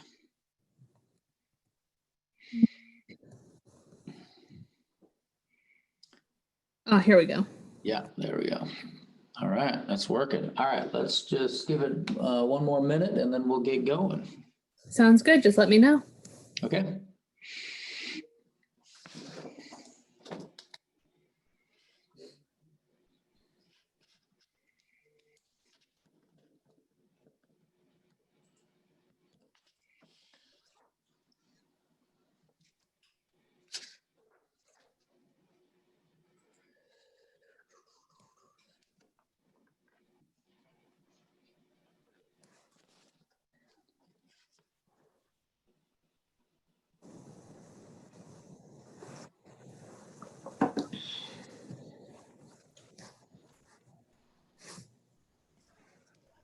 All right, and it looks like everyone's connected on the line. So why don't you go ahead? You got 20 minutes.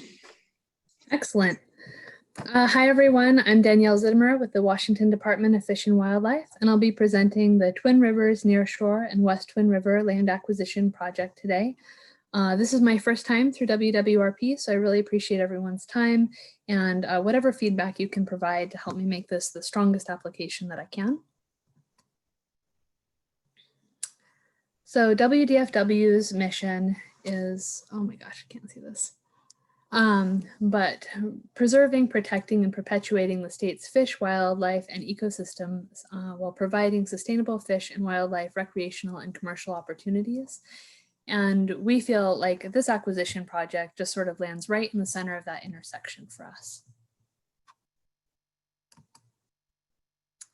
Quick orientation, the Twin Rivers Nearshore and West Twin River property is located in Raya 19, the Laierhoco watershed here on the Central Strait of Juan de Fuca. And you'll see in the upper right-hand corner, the map of the Olympic Peninsula where that little red dot. This is the project parcel itself. It's bordered to the north by the Strait of Juan de Fuca and to the east by the west bank of the West Twin River. It's bisected by Highway 112 and it has a couple major tributaries running horizontally across the property.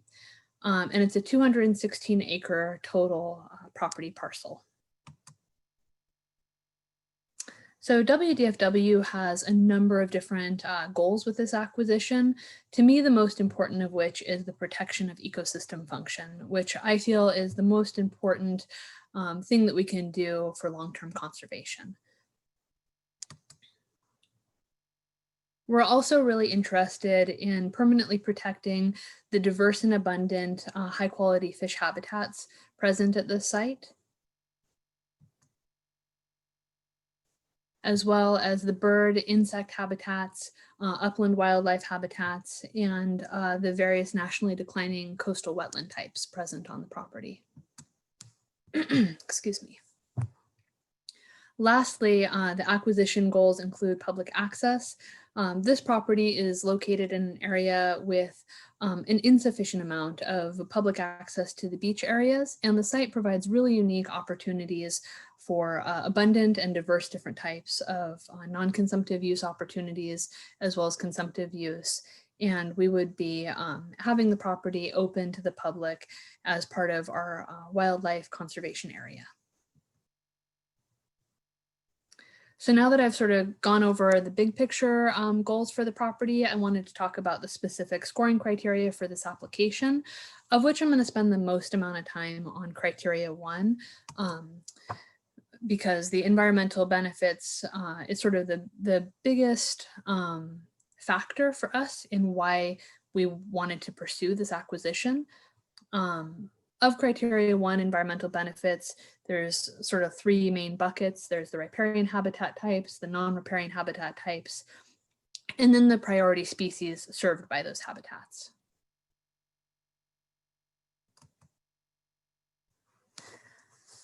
So getting right into it, for the riparian habitats, you can see on this map, we have the marine riparian area shown in orange along the northern border of the property, and that includes the estuary, the small estuary at the mouth of the West Twin River. We also have the fish use, main stem, and tributary systems shown buffered in the blue on this. And then the green is representing the off-channel habitats. So those are fish accessible wetland habitats that extend beyond the otherwise encompassed stream habitat buffering. And so if we add up those 3 main categories of riparian habitat type, we come up with a total of 85 acres of total buffered fish habitat that's directly accessible for fish use. In addition to those 85 acres, if you look at this map, you'll see these sort of periwinkle bubbly polygons. Those are buffered freshwater emergent wetlands of various nationally declining coastal wetland types. And this area equals 77 total acres. Now, these coastal wetlands are geographically isolated from direct fish access, but they still provide really important benefits to fish. So they provide water quality benefits, groundwater recharge, prey production, process support for habitat complexity and habitat forming processes, as well as supporting, birds and insect and wildlife. So if you sum together these indirectly supportive wetlands that are not like accessible by fish, but still supporting fish use, those 77 acres with the 85 acres from the previous slide, you come to a sum total of 162 acres, and that represents 75% of the total acquisition area. The total acquisition area being 216 acres. So those little chunks and slivers that are still shown in aerial on this map are the remaining 54 acres, 25% of the property, and purchase of that is just linked to, the property purchase, since the owner's looking to divest the entire property, and this represents 25% of the overall purchase area. So in addition to those various ways of quantifying like the habitat complexities and the riparian habitat, there's also some other benefits that I want to talk about with the ecological makeup. The support of the migratory corridor connectivity, the habitat connectivity to all the nearby river systems in the area. Especially important are the connectivity to the nearby easements on the East Twin River. Those easements are held by the North Olympic Land Trust, and the East Twin just being the adjacent river system. And then lastly, the connectivity that this location provides between the Olympic Mountains and the Strait, which has some really good climate change resilience attributes to having that kind of connectivity as well. So for the actual parcel itself, the priority fish species presence and use, we know that the West Twin River is a highly productive steelhead system and coho system, as well as being a highly productive coastal cutthroat spawning and rearing system. Additionally, the project has historically had chum spawning documented and Chinook spawning documented, although Chinook have been extirpated from this system. From this system.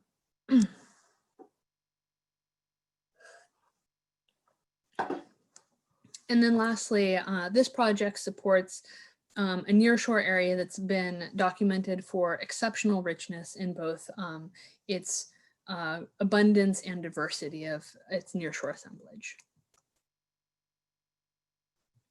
So in addition to those specific species, the project provides broad scale benefits to lots of priority species through the high quality spawning habitats, rearing habitats, riparian and complex off-channel habitats. And then it's also the data source for the control site for the intensively monitored watershed project in the area, which I'll touch on a little bit more later. So with regards to ESA listed stocks specifically, there is documented use of the Twins nearshore by ESA listed Chinook salmon, with approximately 50% of the salmon found in that nearshore area being of either Columbia River origin or Puget Sound Elwha River origin. Additionally, U.S. Fish and Wildlife Service has identified the Twins nearshore as ESA listed bull trout critical habitat. And the West Twin River on the actual parcel that we're looking to acquire itself has documented Pacific lamprey spawning and rearing sites. So in addition to those specific and direct benefits, it also provides a broad ecosystem support, which is necessary for the success of all salmon species, including the ESA listed species. And that's through the contributions and support of that nearshore area, the forage fish, the kelp and eelgrass beds, the migratory corridor, the water quality. And this site specifically, has surf smelt spawning in the nearshore, and the water quality in this area is really exceptional from that clean cold water inputs from the West Twin. As for non-salmonid species, the project site is a flight corridor for marbled murrelet, habitat for the northern spotted owl, bald eagle, habitat for Keen's myotis and Townsend's big-eared bats, as well as those Pacific lamprey discussed earlier. And in the nearshore that the project supports are surf smelt, Dungeness crab, and red sea urchin. All of these are priority species. And then provides abundant habitat for species of greatest conservation need. I won't list all of these, but it's really productive bird habitat as well. And we think that that's probably mostly to do with the ample wetlands available on the site. I don't know if you can see this little hummingbird nest in the wetland photo from when we're out there doing our wetland work, but the West Twin River property is actually an eBird hotspot because it's so broadly used by birders. It has so much diversity of birds. And it has a really thriving bird and insect pollinator community out there, including documented use by both the purplish copper butterfly and the juniper hairstreak butterfly, also called cedar hairstreak. And those are two priority insect species documented on the site. So then getting into planning and community support, this project has a long history leading up to this point. And so there's been a lot of attention over the years to this site. Acquisition would achieve the top priority recommendation of the 2009 Nearshore Restoration Strategy for Twin Rivers by the Twin Nearshore Restoration Working Group. It's a high priority project within the watershed. The Puget Sound Partnership has ranked it as a tier 4, which is their most important priority tiering for their near-term actions in the 2018 through 2020 action agenda for the Puget Sound. And then also in that action agenda is the Strait of Juan de Fuca IMW Restoration Project, which is a standalone project, but for which the control site is located on this property. So we'd be able to, protect the investments made in other projects as well through this acquisition. The North Olympic Peninsula lead entity for salmon has this as a really highly ranked project on their 4-year work plan. It scored a 4.639 out of 5 potential points, which put it as 19 out of, all the projects. So it did really well in the lead entity scoring as well. And it directly addresses the limiting processes for the Central Strait from that RIA 19 draft recovery plan.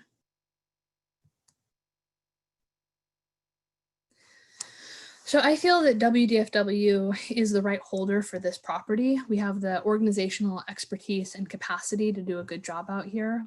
We have an agency-wide commitment to permanent land protection for our wildlife conservation areas. And this project specifically has already gone through the internal approval process for WDFW for acquisition through our Lands 2020 process. Our project partners have been the North Olympic Land Trust and the Coastal Watershed Institute, and they've carried this project, like carried the torch up till this point, and we're sort of taking it from them at this final step of acquisition. But in 2011, there was an RCO planning grant award.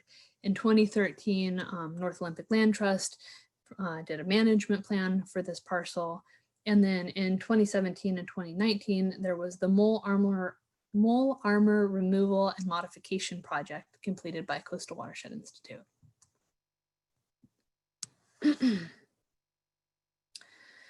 So our stewardship approach would be to include this project with the North Olympic Wildlife Area land, which currently includes over 1,800 acres. And we would manage it under that wildlife area management plan. Once we acquired the property, we would develop a unit-specific management plan within this broader plan. And we also have a wildlife land manager who would serve directly to steward the property. Our greatest risks to success in our stewardship and management goals are just the risks associated with delay, the increase in land costs, the increase in management costs as invasive species proliferate, the increased cost of repairing damage and pressure from, misuse and population, things like that. So this is an acquisition project and not a restoration project, so we're not applying for any funds for restoration, but acquisition by DFW would open the door for us to complete future restoration opportunities. So criteria 5 is the threats to habitat, right? The threats if we didn't achieve this acquisition. So this parcel is zoned as commercial forestry. There are 5 inherent development rights that come with the parcel. And then also, it was previously a mining site, and it could, mining operations could be resumed on the site as another potential threat.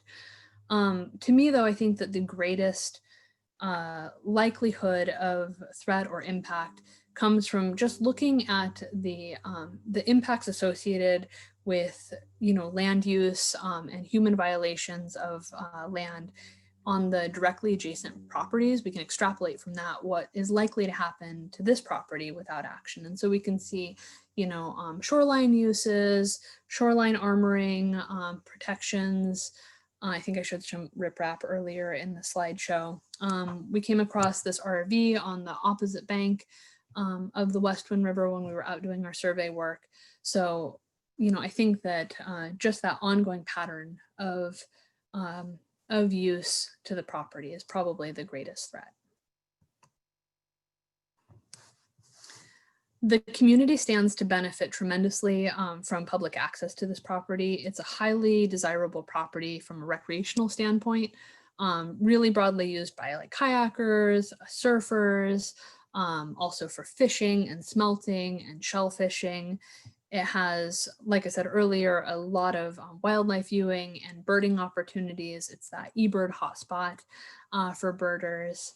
An existing trail system, so running, hiking, trail use, photography. And then it also has a really popular fossil deposit. So the shoreline itself is, full of concretions and fossils that are really interesting to people, as well as just the beach access. And because of that long history of work from North Olympic Land Trust and Coastal Watershed Institute, there's been a tremendous amount of public outreach and community engagement already that DFW can't take credit for, but we're really benefiting from. So just numerous public meetings, tons of community presentations, and that kind of work done by CWE. We have letters of commitment from the Lower Elwha-Clallam tribe and Makah tribe, and we have letters of support from the lead entity, the Board of County Commissioners, the Strait ERNLIO, the Land Trust, and the Coastal Watershed Institute.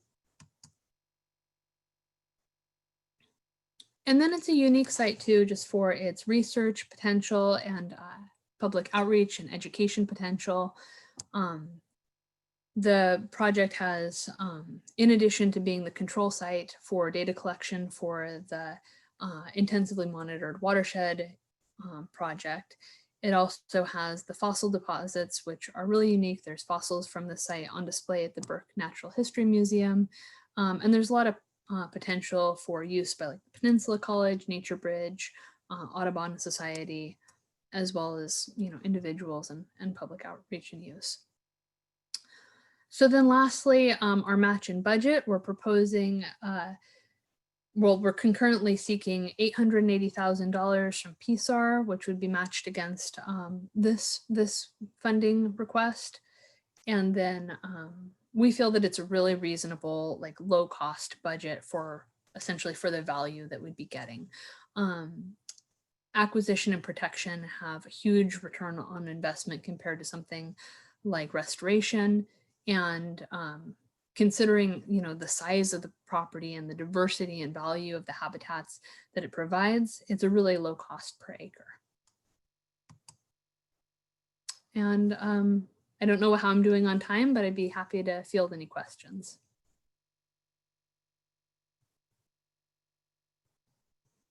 All right, thank you very much, Danielle. You did great. It was about 19 minutes. 1 minute of So, questions. Yeah, one minute under, that was good. And you don't actually need to respond to that 7 and 8 there at the end. Those are just staff scored. It's formulaic scored Oh, questions. thank you. So you don't need a slide for that. You also don't need a slide for criteria number 4. I think you only had one slide anyway, but that's only for combination projects. So Great, okay. Save myself 30 seconds then. yes, exactly. It'll be a little, yeah, a little less than 19 minutes. All right, anything from the committee on this project? Looks like Richard. Yeah, two things. First, a comment and then a question. Okay. First one, you almost seemed apologetic that those wetlands weren't connected to fish habitat. I don't think you need to be apologetic. I was actually kind of curious what they were, because they can have their own standalone, you know, values and benefits. I don't think you have to tie everything to fish on a property. Second one, if there's no current, you know, access, and it sounds like there is access, but if there's not any access provided, you're supposed to indicate what your plans would be to provide access. Sounds like people use the beach, but I don't have a sense of what the current access is and whether or not you would enhance it over time. Great, thank you. Would it be helpful for me to answer that right now, or is that something for me to include in my next presentation? Actually, just take the note down and then include that clarification in your next presentation. Okay, thank you. Yep. All right, other thoughts or questions from the committee?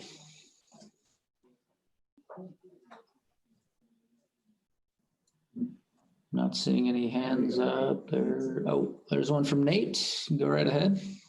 Hey, great, thorough job. I really felt like I kind of understood the context and the value of this project. So nice job there. A couple technical things. Could you please put numbers on your slides? That allows us then to refer back to it. So on the final presentation, we can ask questions quickly and easily. And the other thing is overall, it was a little bit text heavy. You have photographs and maps, and sometimes it's difficult to track what's happening, even if it's a simple message, if you're trying to read a bullet point and also listen to what you're saying. I'd rather listen to what you're saying than try to look at bullet points when there's such great photos. Thank you. Thanks, Nate. Nice job.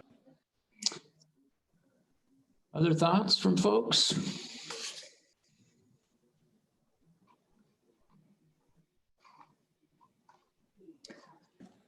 Not seeing any hands at the moment. Anybody else want to jump in?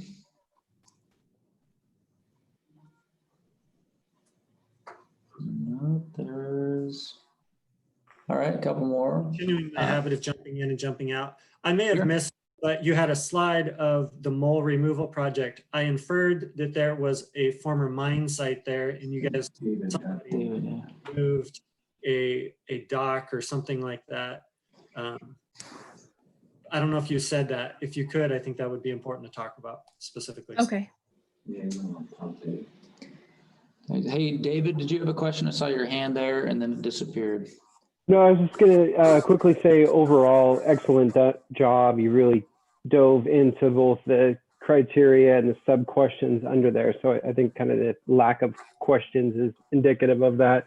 Yeah. In regards to the threats, I think you covered some of the land uses, but I may have missed like how they tie or don't tie to existing land use laws and policies. So Okay. maybe making that linkage in your final of just why those sorts of things could continue or restart and how our current protections don't alleviate those threats. Yeah, good. Thank you. Good comments. Anyone else want to jump in here?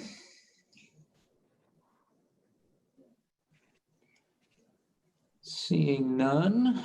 All right. Well, thank you, Danielle. Appreciate it. Thank you. And yeah, your grant manager will be returning your application with some of these comments as well as others.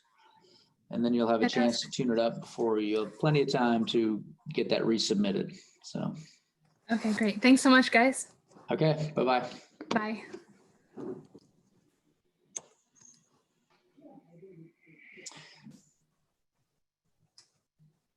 Whoops, I exited that slideshow. Hold on, let me start this again.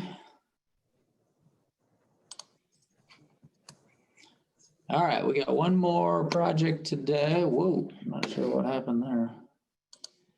There we go. All right, is our next person here, presenter? Yeah, it looks like Anthony. Yeah, I'm here.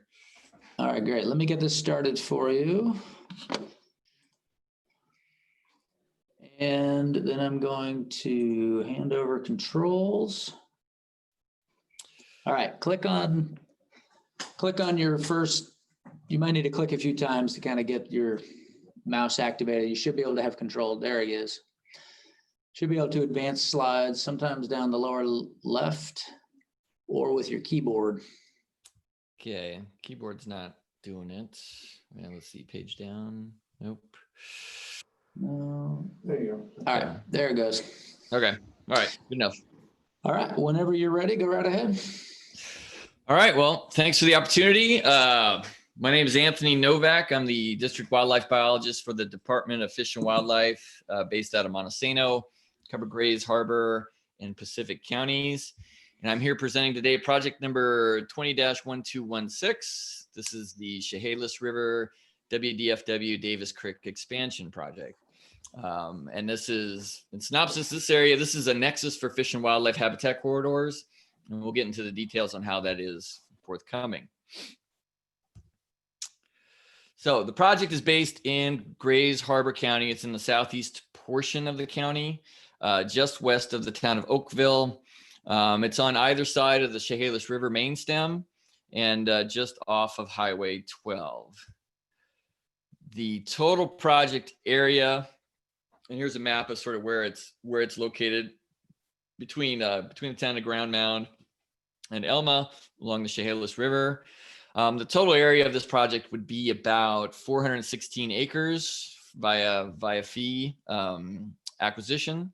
But in reality, the end result of the project would be less than 416 acres. There are some parcels with residences and dairy buildings. We are absolutely excluding those buildings from the project site. The only thing that might be included might be a shed or something of that nature. It's on either side of the Chehalis River bank. The property includes wetlands. It includes some oak upland habitat. It's primarily within the floodplain of the Chehalis River. Includes some side streams and off-channel habitats. So property benefits. So this property includes about 51 acres of designated wetlands. If you can see my the arrow. So the property currently owned by WDFW is outlined in yellow. That's the Davis Creek unit as it stands now. The properties or the parcels outlined in red are those proposed for acquisition under this grant. Within those areas designated darker green or lighter green, and sort of this purple or blue color are some kind of wetlands designated by the U.S. Fish and Wildlife Service. The lighter green is considered freshwater emergent wetland. It's about 17 acres within these parcels. freshwater forested scrub wetlands, the darker green. This is sort of the riparian forest that's adjacent to the river. And then freshwater ponds, there's some small areas of ephemeral ponds and sort of the slough on the south end. In general, this area, this portion of the Chehalis River running from Oakville downstream to Porter has experienced some of the greatest loss of floodplain wetland habitats out of the whole basin. Within this stretch from Oakville to Porter, there's only about 266 acres of wetlands within the floodplain. And here we'd be preserving about 51 acres of that wetland. The grand majority of the area proposed for acquisition is within the Chehalis River floodplain. The map in blue shows where that 100-year floodplain is located. And again, some of those upland areas include some oaks and or the buildings which are going to be excluded from the final acquisition. Overall, in total, we have about 3.5 miles of riverbank or shoreline along either the river or alongside streams, channels, and sloughs. Some of these stream adjacent areas have existing forest. So these are existing riparian forest pieces up along the main stem river, here and here, down at the bottom, and then along the side channel slough is a pretty old riparian forest going back at least to the 30s. So total this area, it's about, as wetlands or within the floodplain or stream adjacent, we're looking at about 85% of this property is riparian, and including those 3.5 miles of river and stream. This is an image along the Chehalis River. And one of the major landowners here, Hans Holst, is a dairy operator who's getting out of the dairy business. He's actually a Danish immigrant, came from Denmark in the late 60s and has owned the property ever since then. As part of the uplands, what's exciting is that some of these uplands contain remnant oak woodland habitats, which is a priority for the agency and within the state. There's about 15 acres. These are oak trees, 15 acres of remnant upland oak trees. The rest of the uplands is in ag. But these upland oaks maintain sort of a suite of unique pollinators and unique insects. This piece here in Grays Harbor, this is about the westernmost extent of oak uplands along the Puget Sound Trough. And I don't know if it's unique, but it's unusual in that we have this edge effect between oak uplands and a major river floodplain. And so we don't find that in too many areas outside the Chehalis River or the Columbia Gorge. Aquatic species benefits. The Chehalis River supports coho, fall and spring run Chinook, chum salmon, as well as steelhead and cutthroat. Those can be found in the main stem and are spawning within the main stem. None of these are listed species, although spring run Chinook are declining and in probably pretty bad shape. Within the aquatic species for fish, we have 2 species of greatest conservation need. The bull trout, this piece is at about the furthest extent within the Coastal Recovery Unit designated as critical habitat by the U.S. Fish and Wildlife Service for bull trout, though I don't have any recent documentation of them being this far up the river. Also, one of my favorite fish species, for anyone who was seen me talk last year, is the Olympic mud minnow. And so the Olympic mud minnow is found in slow-moving, muddy-bottomed sort of sloughs, ponds, side channels. The mud minnow is a small animal. Small is beautiful. It's only about 2 to 3 inches in size. It's endemic to the state of Washington and only to the state of Washington. There's about 4 sort of phenotypes for genetic diversity within the state of Washington here along the Olympic coast, just outside of Aberdeen Hoquiam. The Chehalis River is a stronghold for Olympic mud minnows, and then over to the South Puget Sound area. There have been some found in the Issaquah area and further north. Those are sort of the result of bucket biologists carrying them elsewhere, but Chehalis River Basin is one of their strongholds. Threats to the mud minnow include exotic species and loss of habitat. One unique thing about the mud minnow, they're only 2 to 3 inches long.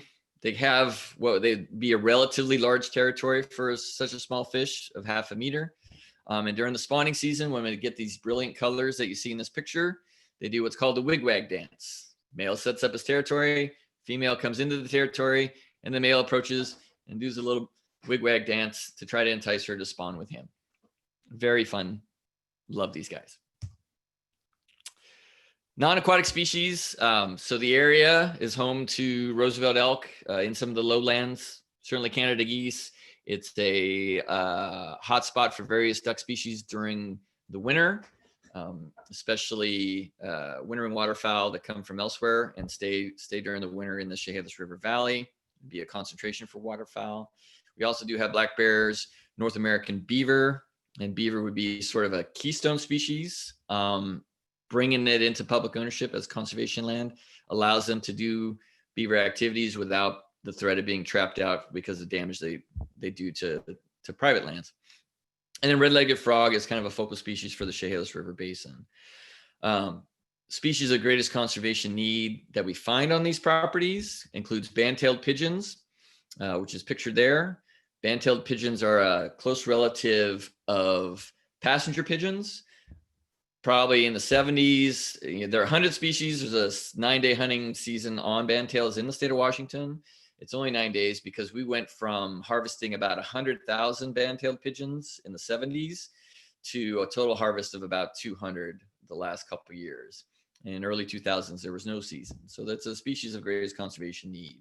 Additionally, we would expect, and we do find wood ducks in this area. Wood ducks are kind of limited in their breeding areas by cavities.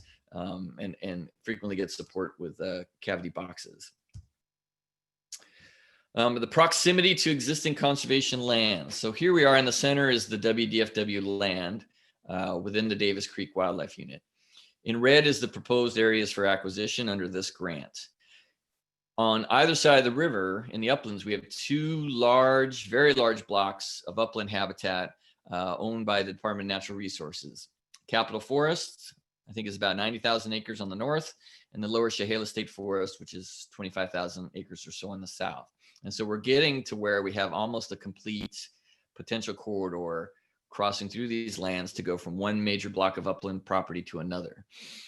Up and down the river, we have other conservation lands in the form of the Chehalis tribe. So the Chehalis tribe has a large block on the upstream side of this area, as well as the downstream side of this area. And so by filling in these pieces, we create a block of land along the river corridor with about 4 miles of Chehalis River main stem under some sort of conservation protection. And additionally, there's a little bit of easement land, easements purchased for wetland easements by the federal WRP program. So planning and community support. So this acquisition falls within the goals of the Chehalis Basin Salmon Habitat Restoration and Preservation Strategy for RIA 22 and 23, which includes this basin. The goals of that RIA include restoring and preserving properly functioning riparian areas and restoring floodplain stream channels. And within that, for actions, tier 1 actions are to protect by fee simple or easement key properties or riparian habitat. So this falls exactly within those tier 1 actions. Furthermore, there's multiple additional plans, which this falls under for within the county of Grays Harbor County, within the Shoreline Master Program. I think it's still in draft from 2017, protecting, restoring ecological function, protecting channel migration and riparian vegetation zones. Under the Comprehensive Parks and Recreation Plan of 1989, we have a directive to assure that publicly owned land is designated for recreational use. And under the ownership with the Department of Fish and Wildlife, we have a mandate to provide recreational use as well. And this area is certainly appropriate for that. Under our statewide Wildlife Action Plan of 2015 is the mandate to protect habitats critical to species of greatest conservation need. Certainly in this instance, the Olympic mud minnow would be one of those where this would be critical habitat. Wood ducks, and then secondarily the band-tailed pigeon. Finally, there's the Chehalis Basin Strategy, which has been an ongoing effort since the floods of early 2000, I think, relating to flood control and relating to habitat work. The Aquatic Species Restoration Plan just came out at the end of 2019, and that plan is focused on protecting and restoring habitat and ecological processes in the freshwater environments located within the Chehalis River Basin. So we're looking at the acquisitions in red. potentially there's the future to acquire more land in the area, not necessarily by the Department of Fish and Wildlife, but by any of our partners in the area or partners that maybe are not involved currently.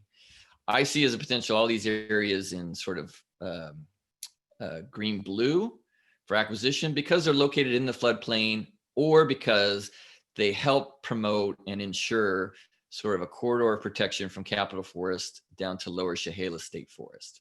And I think, you know, the tribes or land trusts or DNR or via easement, any of these entities would be viable to ensuring and protecting this corridor. There's a general rule that corridors act better to preserving genetic diversity the wider they are and the shorter the distance they are.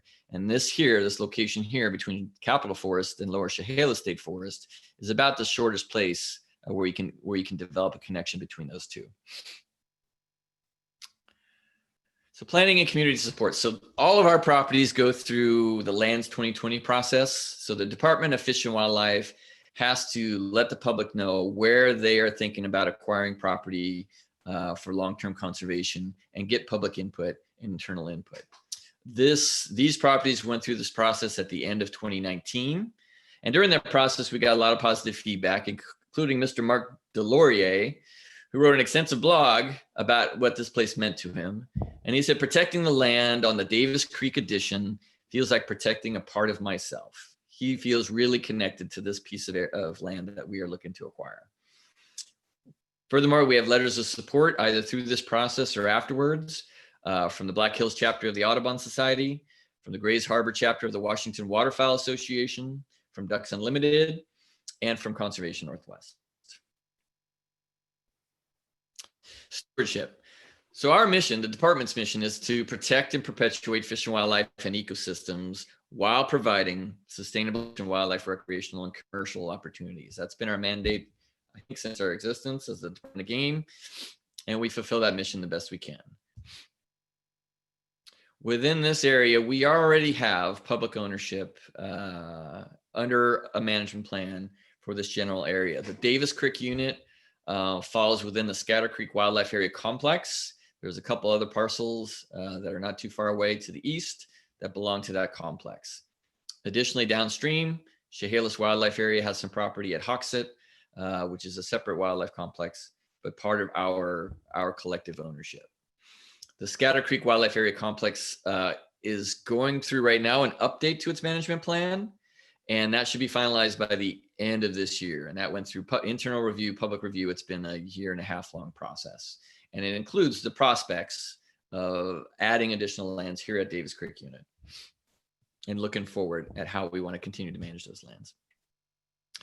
Restoration, I think I learned that maybe this is not necessary for an acquisition project, but we see potential for additional acquisitions, or not acquisition, but restoration, specifically the forest buffer, to look to expand the forest buffer, to do some oak woodland restoration in those ag lands that are in the upland area that used to be oaks, and then to do some off-channel restoration. And that's really an emphasis in the southern section, improve off-channel habitat for salmonids and mud minnows.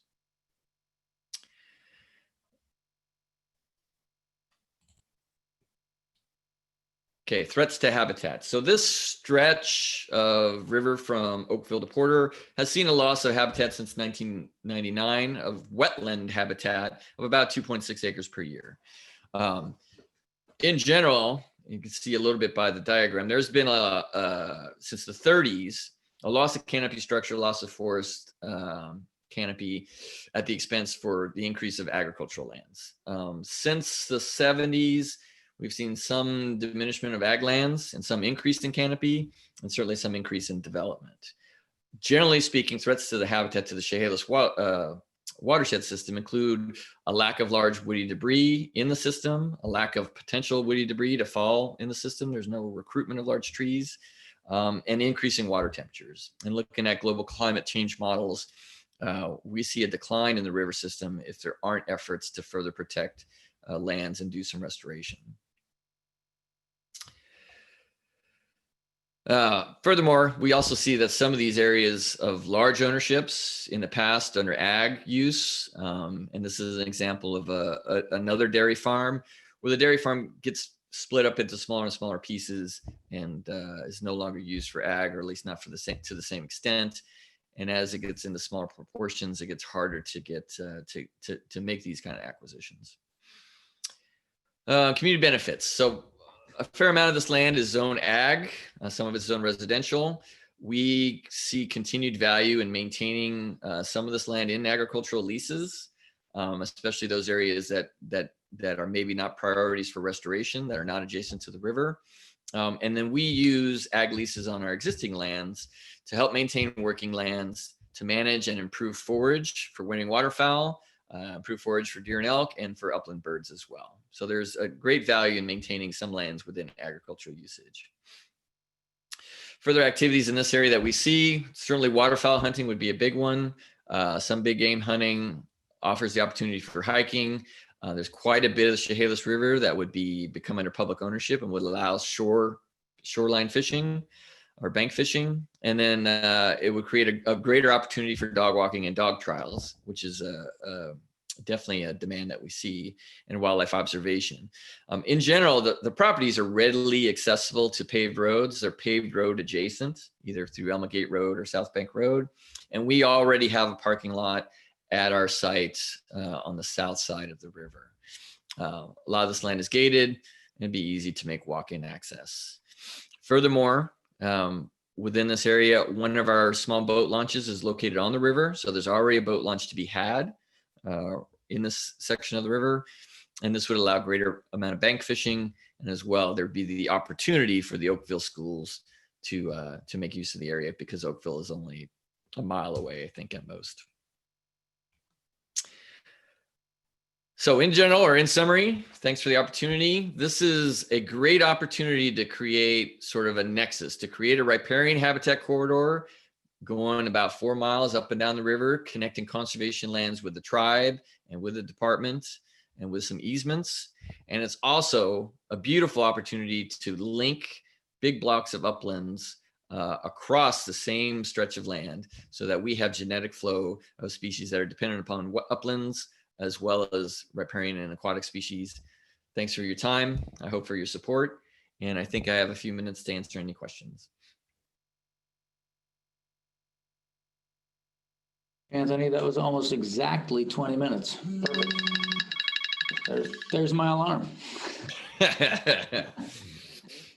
So yeah, anyway, thanks. Nice job. Questions or comments from the committee? I don't see any hands at the moment, but please jump in there.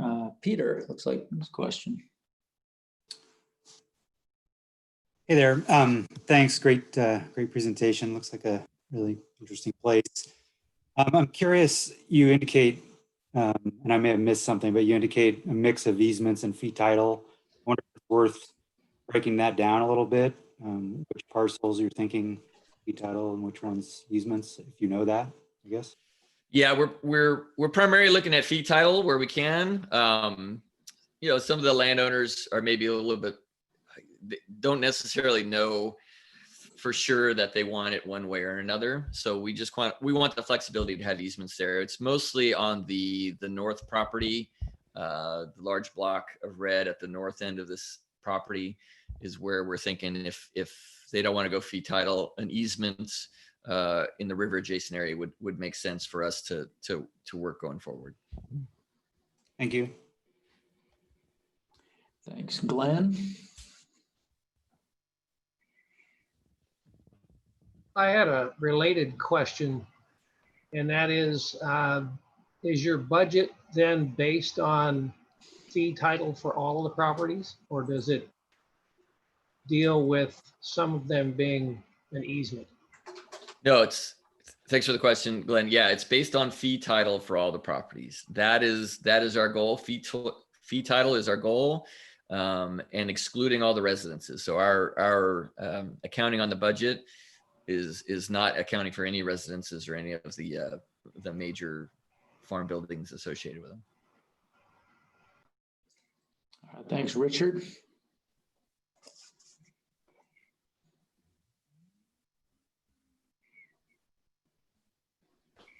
Richard, looks like you're muted, so we can't hear anything, but your hand's up, so. There, it came off. It didn't come off the first Oh, time. there we go. All right, now we can hear you. Okay, just a comment and then a question. Say, I like to canoe the Chehalis River, and there's some species you didn't mention. There's quite a few bald eagles that use that area. Mhm. Osprey, otter, some other things that couldn't hurt to mention them. Another thing is in the talks about dealing with the flood control in the Chehalis River Basin and all that. I know there've been discussions about not only recovering fish, but some other species like Olympic spotted frog and western pond turtles. Does this site hold much potential as potential recover area for those? No, the spotted frog is further up the Black River for the most part. We've done surveys here, haven't had any spotted frogs down this low in the system. And then pond turtles, that'd be negative as well. I don't know if there ever was pond turtles this far down the river system. But we do have part of that. The red-legged frog would be one that's focused on by the Chehalis Basin Strategy. And so there are red-legged frogs on these properties. And that's sort of, and maybe this would be a good one, right? Red-legged frogs need wetlands as well as uplands. And that's a species, even though it's not a SGCN species, that's a species that having that connectivity between Capitol Forest and the riparian is probably critical for that specific species. Right, thank you. Thanks. Other questions, comments from the committee? Nate, go ahead. Hey, Anthony, always look forward to your presentations. Thanks for the color and the full context that you bring to them. Really appreciate that. This project, I think, does a nice job of capturing riparian, and you do a good job of talking about the whole suite of habitats and species that benefit from it. One thing I felt like would help make it stronger is an understanding of why you chose this project site within the Chehalis River watershed. In past project cycles, there have been projects farther up and down, well, up and down, somewhere elsewhere on the river. And I think it would be good to have context for this as a priority within that larger system. Okay, thank you. Yeah, and I think I appreciate it, Nate. And I think part of this is that this really is that big part of what makes it good for me is that it's the closest spot between Capitol Forest and Lower Chehalis State Forest where you can get a linkage between those two blocks of upland. And so that's, that's a big part of it. And then blocking up the conservation lands to fill that puzzle piece between where the Chehalis tribe has land and with us as well. So I'll try to build upon that in the future. Thanks. Yeah, no, you definitely hit that point. I think I just missed how that then became the highest priority within the larger river system. But I think you did do a good job of explaining that context. Okay. Okay. So relative to, because we're looking at like the stuff downstream at Elma. Yeah. Okay. Okay. Your other preserves. Right. Here's one. This is where we have willing landowners to sell. So that's part of it. A great reason. Yeah. Thanks. All right, other questions, feedback for Anthony on this one? Don't see any more hands yet. Anyone else want to jump in? Anthony, do you have numbers on all of your slides? No. And I noticed at the end of the other one. So yeah, that's a good point. Yeah, that'll help at evaluation if we need to jump back to clarify anything. Yep. David, question. Well, just to follow up, maybe suggestion, I think your connectivity piece is really important between the two state forests. So perhaps maybe it's just a matter of zooming out on that map that you showed. Maybe it's just a scale thing, because I think if we look at the landscape in a broader context and all the other fragmentation that's going on, and then you show this like corridor, I don't know, maybe play around with different maps there, because that is a really dramatic piece. Okay. Good, thanks, David. Other thoughts from the committee? Yeah. Not seeing any more hands pop up. Going once. All right, looks like that's about it. Anthony, thank you very much for joining us and sharing your project. We'll see you in a couple months. Okay, thank you. Yeah. Appreciate the opportunity, and I appreciate the feedback. You guys All have right. a good afternoon. All right, thanks. All right, everyone, thank you for your time. If you could hang out just another 10 minutes or so, that would be great, so we could wrap up. If the advisory committee and staff want to stay, and then everyone else can bail out. And yeah, we'll just do a little wrap up on how the day went. So just checking our list here. Are we good? Okay, looks like we got staff and the committee. So anyway, I think that seemed to go pretty well technology-wise, at least from our end. So super happy about that. And thanks to Kyle Guzlis and his team to really set this thing up and get it rolling. But I just want to get feedback from you guys. Questions about projects, eligibility, the process, the technology, anything and everything. So put your hand up and we'll go from there. So Richard, you got something for us. Yeah, just to comment on the technology, a few of the presentations in the afternoon were really choppy for me. I had to really struggle to make sure I was understanding what they were saying. They were seems like they were at a slight disadvantage compared to the people in the morning. Interesting. Did anyone else notice that for the afternoon versus the morning? I did not. I did not either. It could Okay. be I just don't have as good of a connection as other people. Yeah, it might have been just specific to your or the presenter's connection and the speed of their internet service. Other thoughts? Cindy, looks like you got your hand up. Yeah, and this may be just me, but we've had this discussion in past years about whether they need to identify what they consider the riparian area for these grants. And some of them kind of did that and some of them didn't. And it would just be nice if it was, well, maybe educate me, or if it was consistent kind of across the board. Yeah, good. Thanks for that. We'll give that feedback to all applicants. I believe that is in criteria number 1.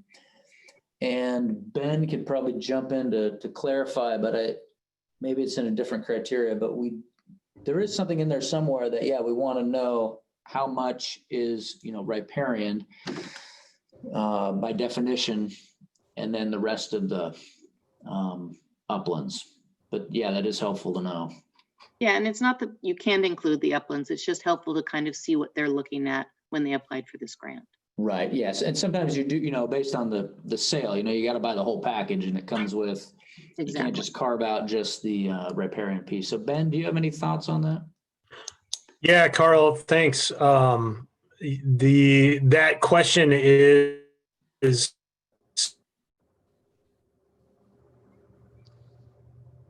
We're losing you, Ben. I don't know how you'd cut out there for a minute.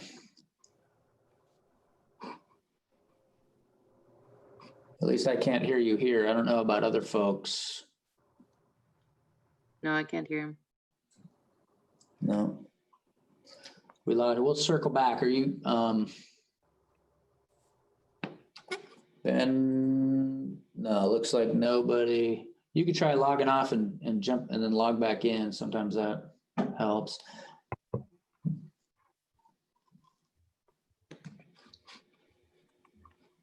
Let's see. Let's go to Cindy. Do you have another question? No, sorry, I'll put my hand down. Okay. How about Todd and then Richard?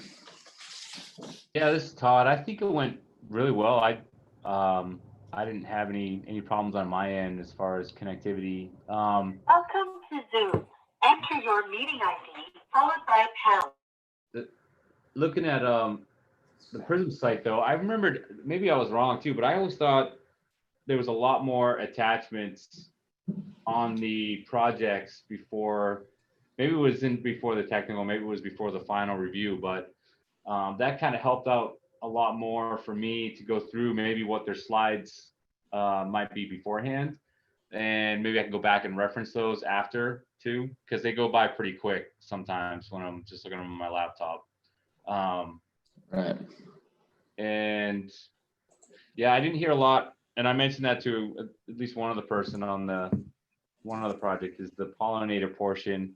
And I only bring that up, the pollinator portion, and then the climate changes, because that came up under the review, or at least the change. So I heard one talk about